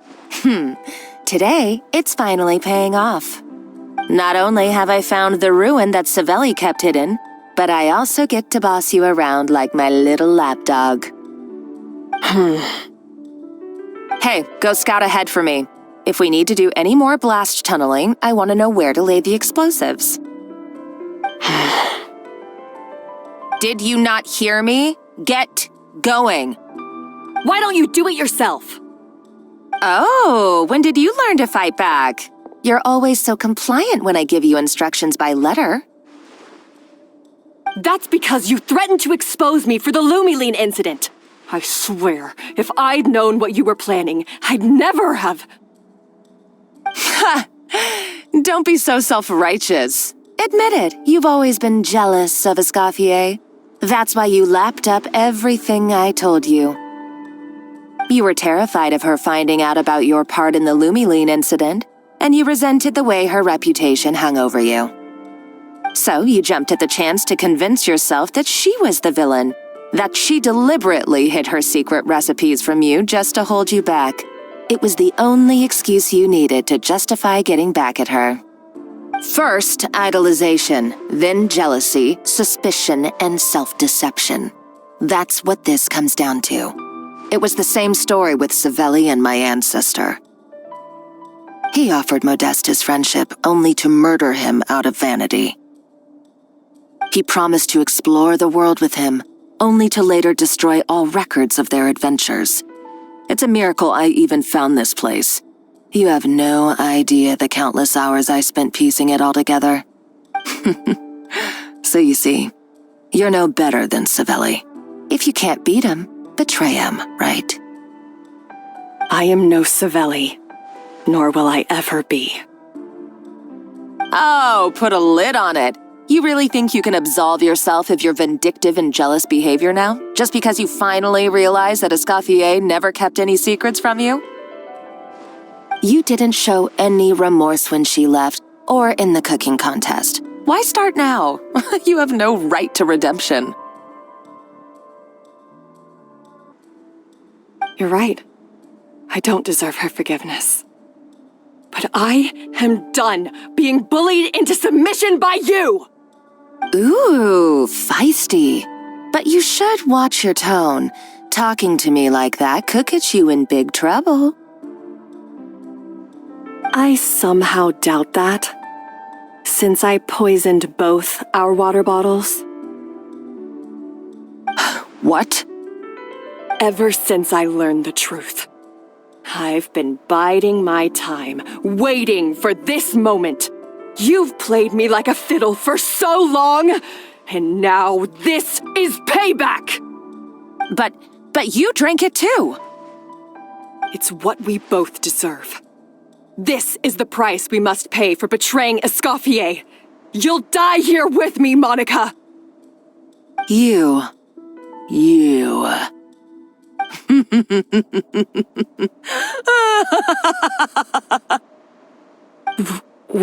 What's so funny? Oh, you're too much. I thought I'd play along for a bit just to amuse myself. You gave a very rousing performance.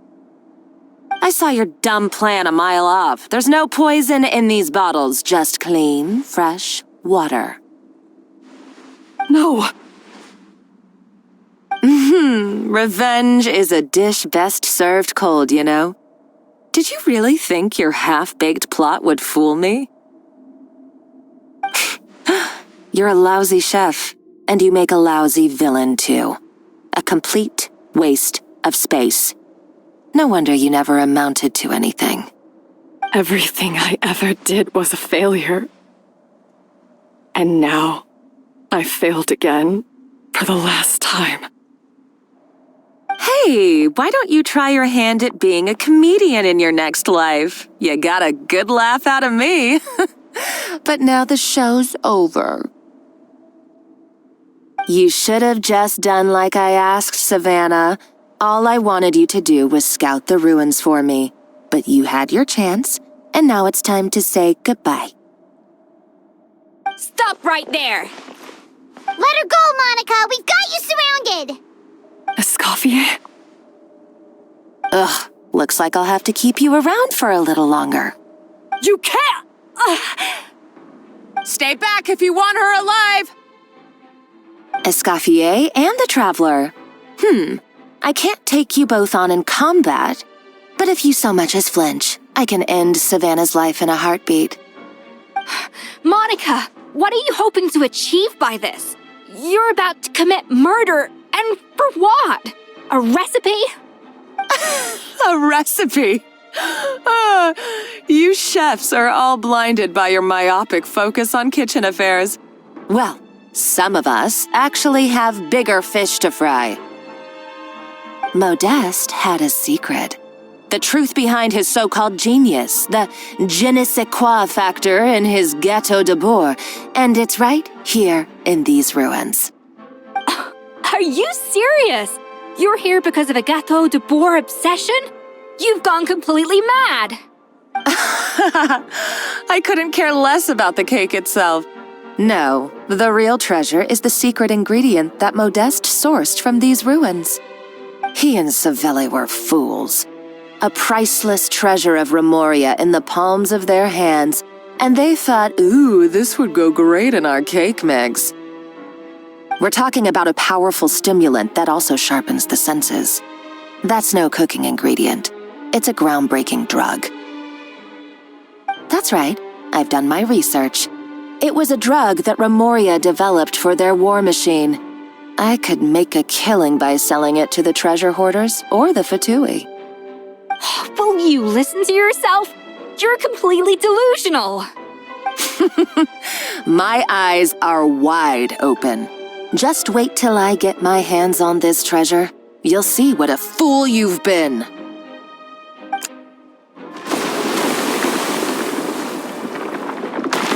Wait, what's that sound? Just when I thought she couldn't get any crazier. She's lucky the whole place didn't collapse. Uh-oh, Savannah's gone too! Monica must have taken her. Oh, what a coward. She's only taken her hostage because she knows that she's no match for you. That's true. Even if she finds the treasure, she'll need Savannah alive if she wants to get out of here in one piece.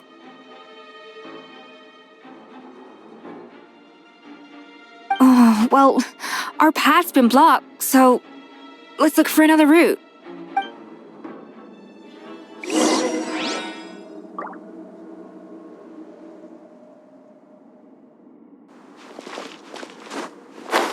The water looks pretty deep here. Maybe it leads somewhere.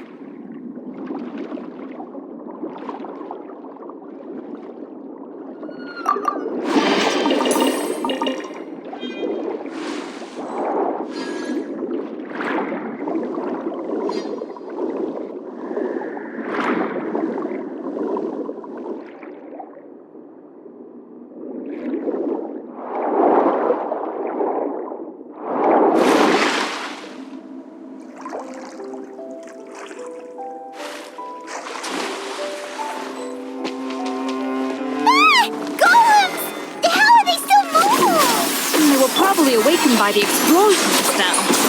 Alright, Knife Skills 101. Time for some rough chopping.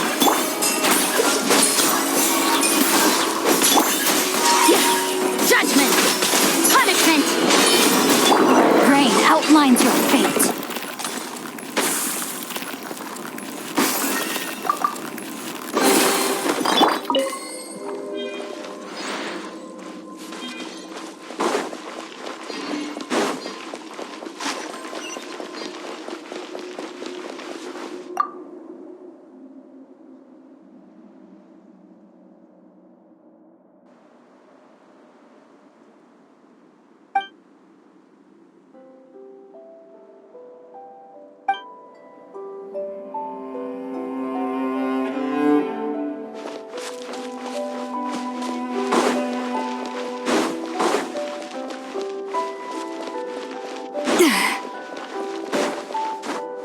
Another door? Guess we need to prepare another feast for our guests.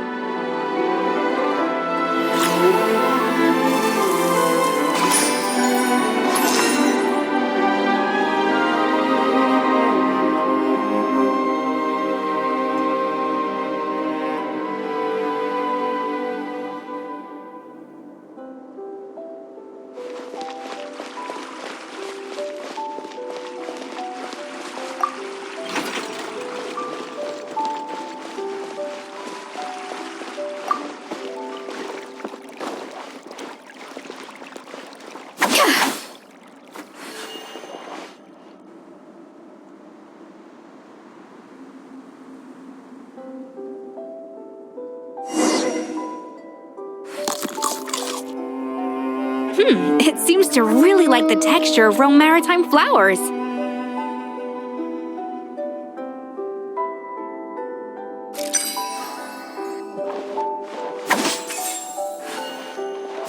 Yeah! Up to the freezer! Yeah!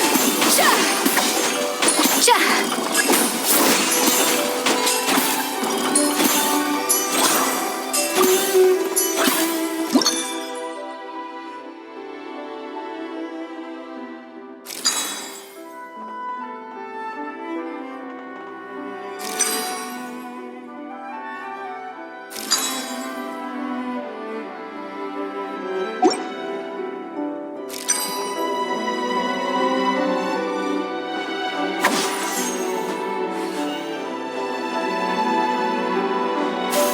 Frosting!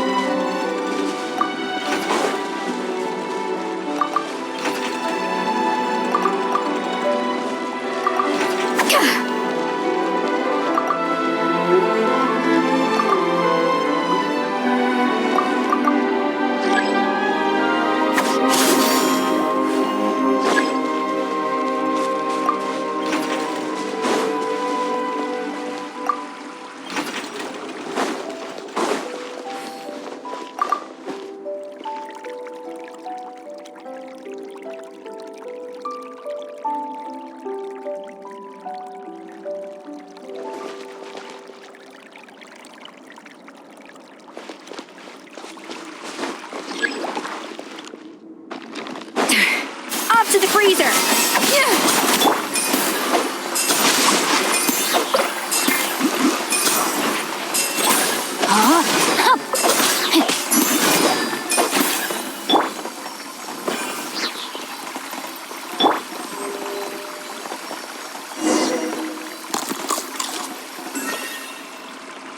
I never knew you could process Lumitwol like that.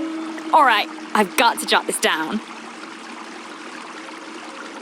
Lumitwols and maritime flowers. This could open the door to a whole new world. Yep, that's literally the plan. Wait, hold on. Which door are you talking about?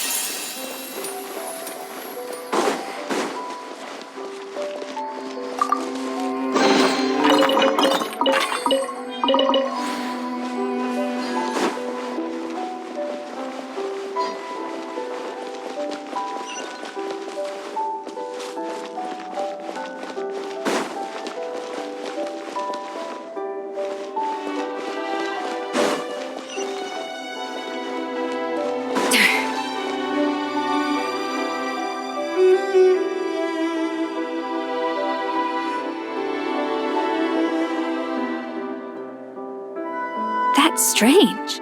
These don't look Grimoirian to me. More like last century Fontaine. Adventurers from last century Fontaine, huh? Oh, Modeste and Savelli, do you think they camped here? By the looks of it, this was a one-person camp. They adventured together, but maybe one of them came back alone at a later date. You really think so? Trust our adventurers' instincts. We're pros at this stuff, just like you're a pro in the kitchen.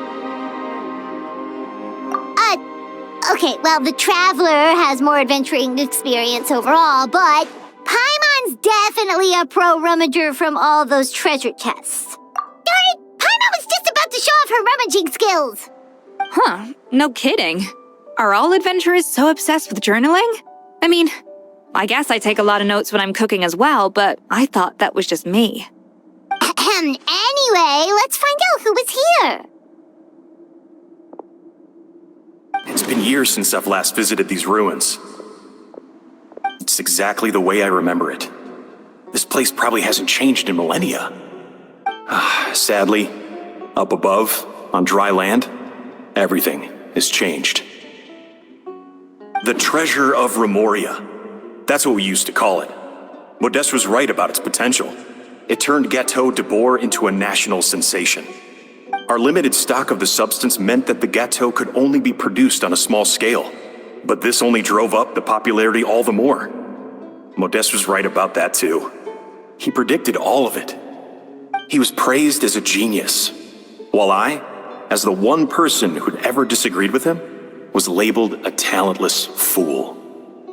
Modeste tried his best to console me, but I knew better than anyone just how great the gulf was between us. Our conversations grew scarce, and we saw less and less of each other. I didn't fight it. He had new friends and a career of his own. Why invite further disdain by inserting myself where I did not belong?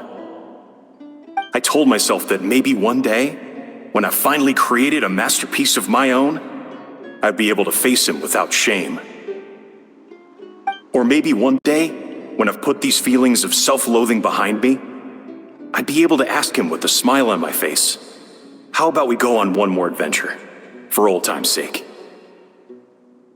Unfortunately, that day will never come.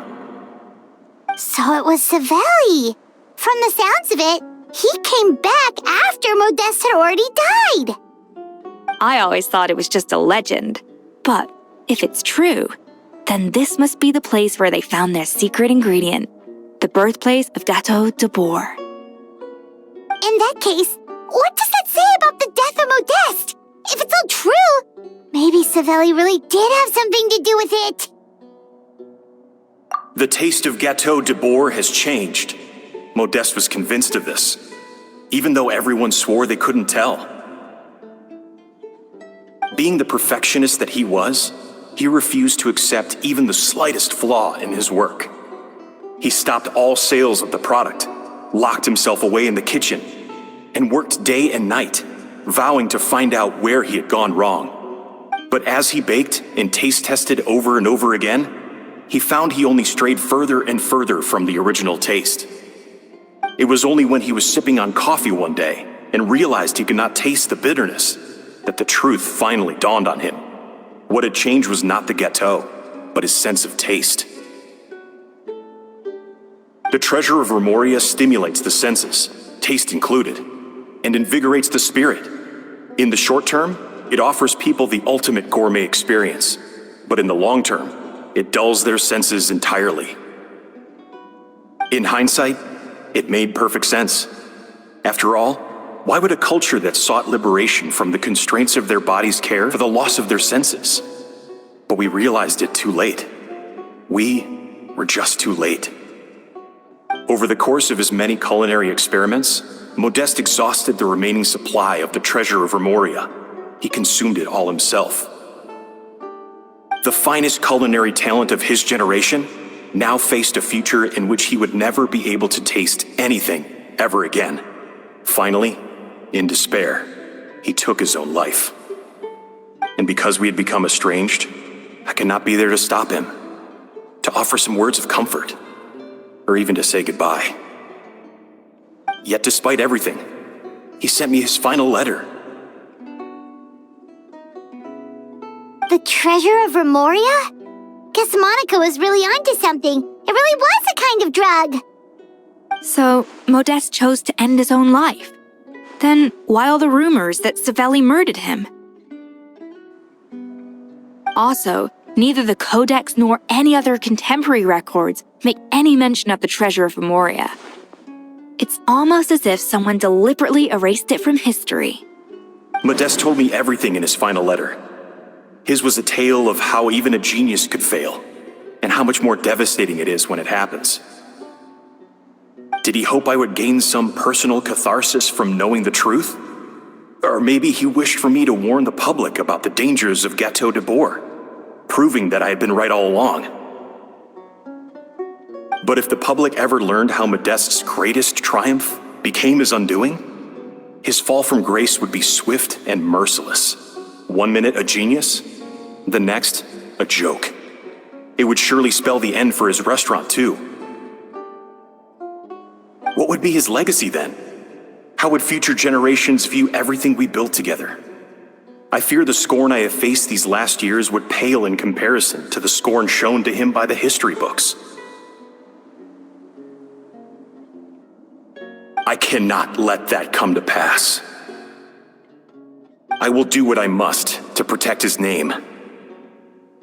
It will mean tampering with his notes to remove the damning details, leaving mere fragments of our story behind. It may lead his family to suspect me of having a hand in his demise. But if that's the price of destroying all evidence of my crimes, then so be it. I would rather the world believe a tale of genius and jealousy than see his reputation in tatters. The final loose end is the evidence here, at the bottom of the sea. Huh? What's wrong? Didn't we say Savannah should be safe for now? So we thought, but if Monica finds out what happened to the treasure, there's no telling what she might do.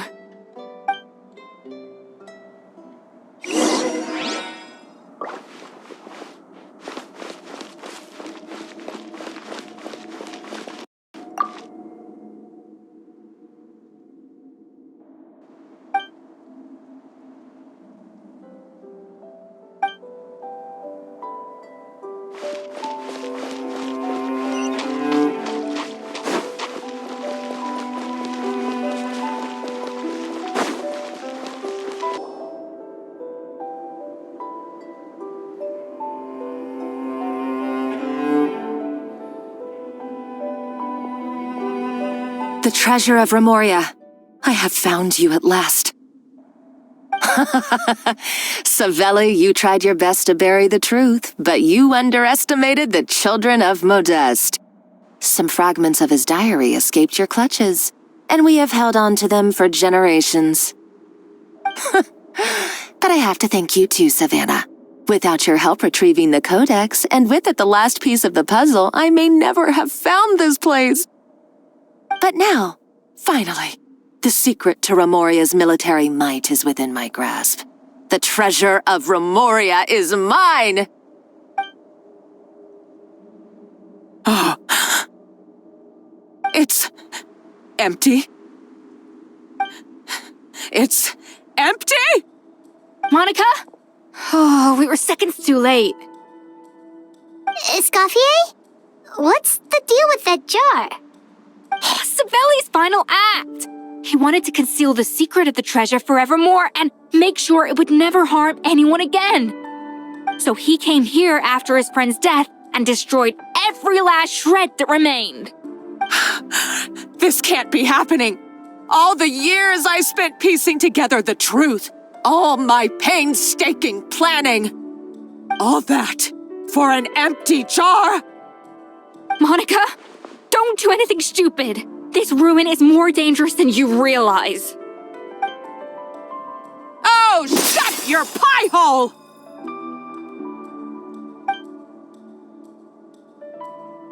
Praise be to Lord Remus. You barbarian shall be slain.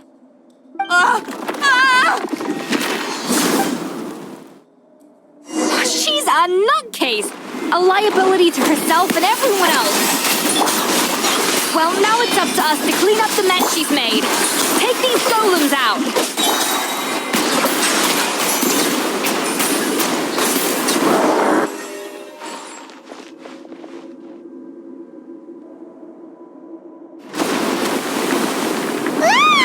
Why is this place still shaking? Either way, it's all her fault. Enough chit-chat. Let's get out of here, Traveler Escoffier, come on! Okay, I'm coming. Oh, no you don't. If I can't get what I want, neither will any of you. I've got nothing to show for my life's work so far. But if I can take another so-called genius down with me in my final moment, then it was all worth it. You're a psycho!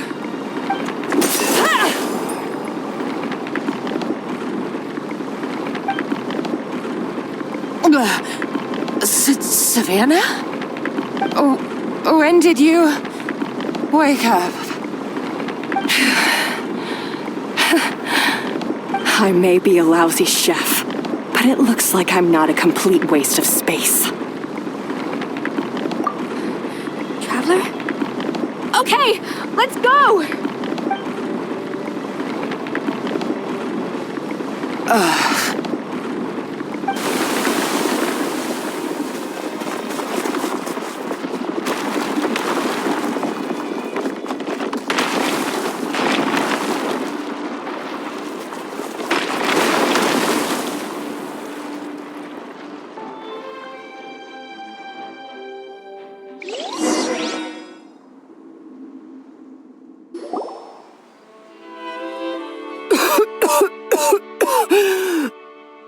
Escoffier! Savannah! Traveler! And Paimon! Venegem, what are you all doing here? What did you expect us to do? Stay at the restaurant and sit on our merry derrieres? While the Traveler and Escoffier were out here risking their lives? We had to do something, even though that something ended up being, well, waiting for you here instead. I don't deserve any of you. And I certainly don't deserve to be your head chef. It was my fault Escoffier had to leave. Then I couldn't live up to her standards. I acted like a tyrant in the kitchen.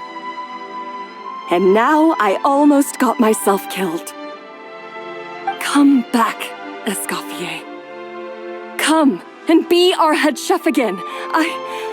I'll never be able to replace you. Okay, so everything I said to you the day I left, it just went in one ear and out the other? Huh? Sorry, I was kinda in my own head at the time. All I could think about was the Lumiline situation. What was it you said again? forget it. It doesn't matter. Anyway, I didn't leave this job because of you. And you're not nearly as awful a chef as you think. If you were that bad, why would all your staff show up here for you? Escoffier's right. Sure, you nitpick our work and get us to do things over a lot. But when it comes down to it, you're the one who's always doing whatever it takes to make sure the customers get served on time, every time. Things were pretty rough after Escoffier left, and Savannah's the only reason we've been able to make it through. Our customers know that Escoffier doesn't work for us anymore. But the fact is, they keep coming back. If that's not an endorsement of your work, I don't know what is. At the end of the day, we're all human, and we all make mistakes. All we can do is recognize where we get it wrong and do our best to improve.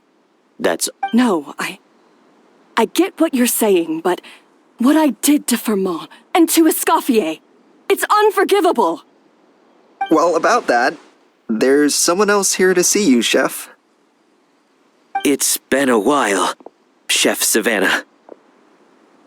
Firmin?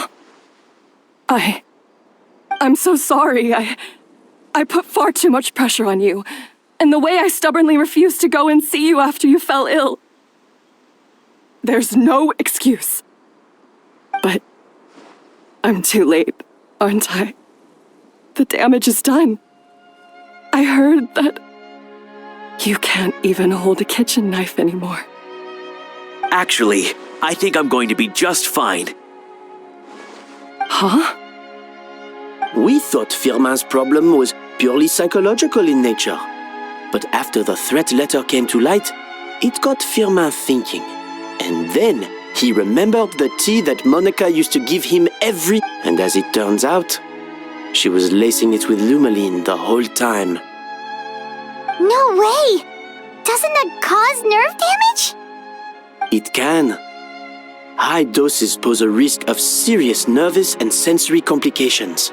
But if you calculate the dosage carefully, you can control the extent of its effects. A small dose might simply make a person more emotional, whether that means more fragile or more hot-tempered. No wonder it seemed like you'd lost your edge. I asked my friends at the Fontaine Research Institute about it.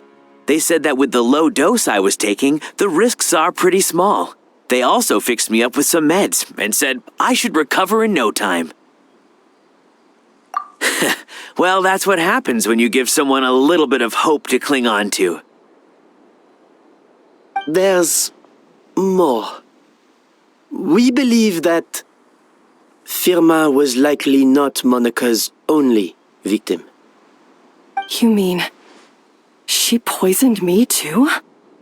Oh, so that's why Savannah's been so irritable this whole time! Let's not be too quick to blame everything on the lumaline. That stuff can only amplify what's already there. So tasty food will seem like the most delicious thing in the world, while food you don't particularly care for will become utterly revolting. So you better make sure you reflect on your behavior and apologize to every single person you've wronged. I will. I'm sorry. There's still one question that's really bugging me. Why is it that no matter what I do, my gâteau de bourg never tastes the same as yours? Is it just...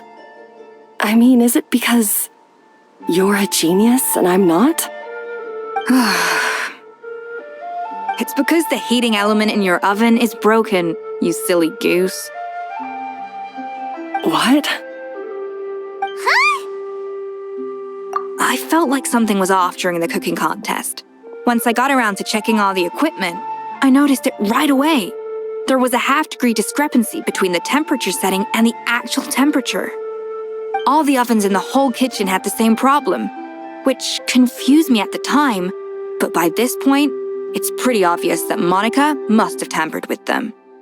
I would have figured it out the day of the bake-off, since the issue affected both our teams. But of course, Monica sabotaged mine so that could never happen. No. I spent so long trying to find out where I was going wrong, and then you pinpoint the problem in just one night? It all comes back to one simple, undeniable truth. You're a genius, and I'm just plain old Savannah. Oh, cut it out! Stop the woe is me act for a second and just think. I came up with this recipe. You don't think that might have something to do with it?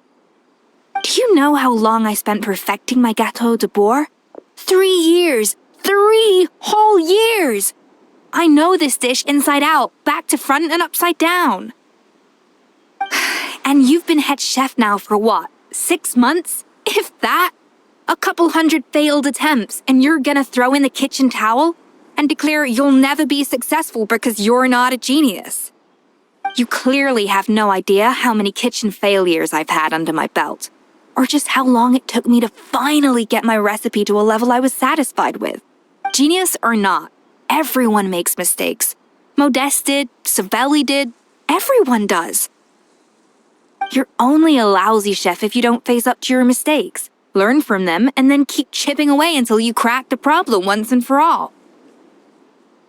Surely you haven't forgotten all that. You were no lousy chef back when I handed you the reins. I haven't forgotten. And I'll make sure I never do. That's our head chef. Ha ha! Sounds like we won't need another changing of the guard in the Hotel de Bord kitchen anytime soon. Huzzah! Aw, what a perfect ending to a crazy journey. Look up. So you got your mojo back now? Yeah. Thanks to you, Escoffier. In fact, no. Thanks to all of you. Aw, friends again. So nice to see them finally settle their beef. Good. So now that's out of the way. It's time for payback. You cheated in our last bake-off, and I demand a rematch right now.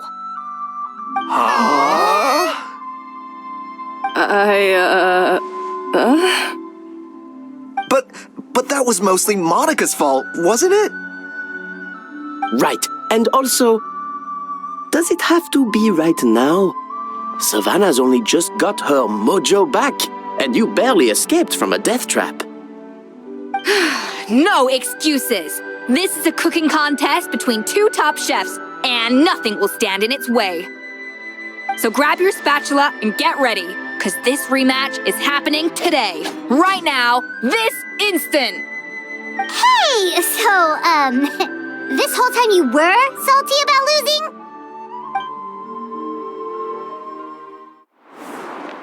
The second cooking contest commences now! This time, no more games, and no holding back!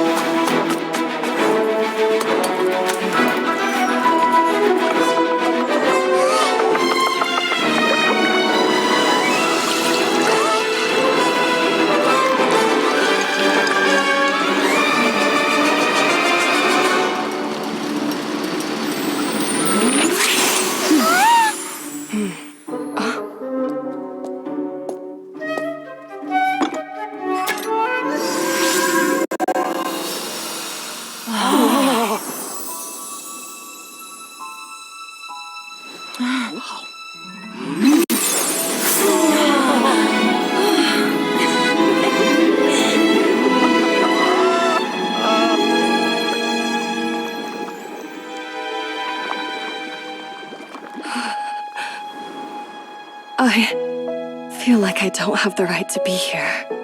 Hey, what are you so afraid of? You can't unbake it now. And if you don't serve it, then good or bad, you'll never find out how to improve. If you're too scared to fail, you'll never know what real success tastes like. So? Embrace your failure. Taste it. Digest it. That's the way to success. I don't know. Sounds like it's easier said than done. I'll do it.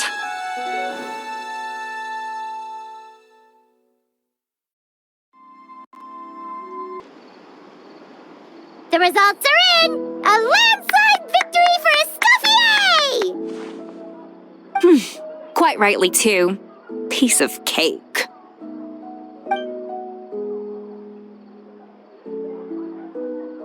Oh yeah, look at that! Savannah looks pretty chipper too, considering she lost. Now, where were we? Yes. Do you have any more questions for me after everything that's happened? I thought Navia would have filled you in. And actually, I said all this to Savannah before I left. Although, as we saw, I don't think any of it sank in. I had 2 reasons for leaving. One was the food safety incident, of course, but the other was that the Hotel de Boer had reached a point where it didn't need me anymore. So I decided to step down and look for new opportunities to improve myself. Improve how? Well, a while back, I got to know a fellow chef from Liyue, and in her, I saw so many new possibilities. She has that same adventurous spirit that Modeste and Sibeli had in their youth. Slime mucus, lizard tails. With her, nothing's off the table. There's a whole world of new flavors out there waiting to be explored, hiding away in ingredients we overlook. Case in point, remember those Romaritime flowers down in the ruins? I used them in the cooking contest just now. Did you taste the difference? What? Paimon didn't notice at all! Half of the art of cooking is dissecting the recipes of previous chefs and figuring out the exact constellation of elements that gave their work its signature taste. And the other half, it lies in freeing yourself from the confines of the kitchen. You've got to go out and explore the endless possibilities out there. Uh-oh. Paimon's suddenly not sure she wants to try your cooking anymore. Hey!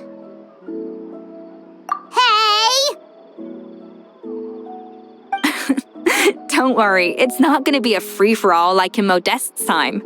Before I put anything into my food, I'll obviously do my research, make sure it doesn't contain any harmful substances. In the meantime, take this. It's a recipe for Petit Gâteau de Boer revised version. I tweaked it to suit your needs as busy adventurers. Hope you enjoy, and remember, feedback is always welcome. All right! So, do you ever see yourself returning to Hotel de Boer? Oh, of course. I've already promised Banishem that I'll come back every once in a while to make sure the quality of the food remains at an acceptable level. You know, Paimon's still a little disappointed that we never got to see the treasure of Remoria. Surely Monica wouldn't have gotten drawn in so deeply if it wasn't for all the mystery surrounding the original Gâteau de Boer. She practically dedicated her life to finding the lost pieces of Modeste's diary, then went to all that trouble to infiltrate the Hotel de Boer. And in the end, it was all for nothing. Since you mentioned the treasure, between Modeste's writings and what we saw in those ruins, I think I may have figured out the truth. The so-called treasure of Remoria was most likely a substance that the Remorians extracted from Lumitoiles, better known to us as Lumiline. Huh? So then, why all the hype back in the early days of Gâteau de Boer? Don't forget, it was a very different era. We could barely even refine sugar back then, so desserts were very much in their infancy.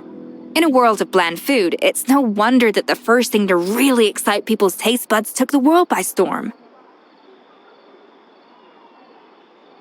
And as for the Lumiline, it may well have been somewhat valuable in ancient times. But these days, it's just another drug from the Fontaine Research Institute. Even if Sibeli hadn't destroyed it all, I doubt it would be worth that much these days. So after all that, there was nothing in those ruins but worthless junk. Feels strange to say it, but Paimon almost feels sorry for Monica. She sacrificed it all only to get nothing in return. Hey! Huh? Navia? You just got back from that underwater ruin, right? Well, check it out. They ran a special issue. Did you see anything like this down there? Freshly unearthed from the ruins of Rumoria, a magnificent jar thought to be over 1,000 years old. Experts say it has immense artistic and historical value. It could be worth an absolute fortune. Wait, isn't that the jar they used to hold the treasure? If only it was still in one piece. Some butterfingers must have dropped it or something. Ugh, it's such a shame.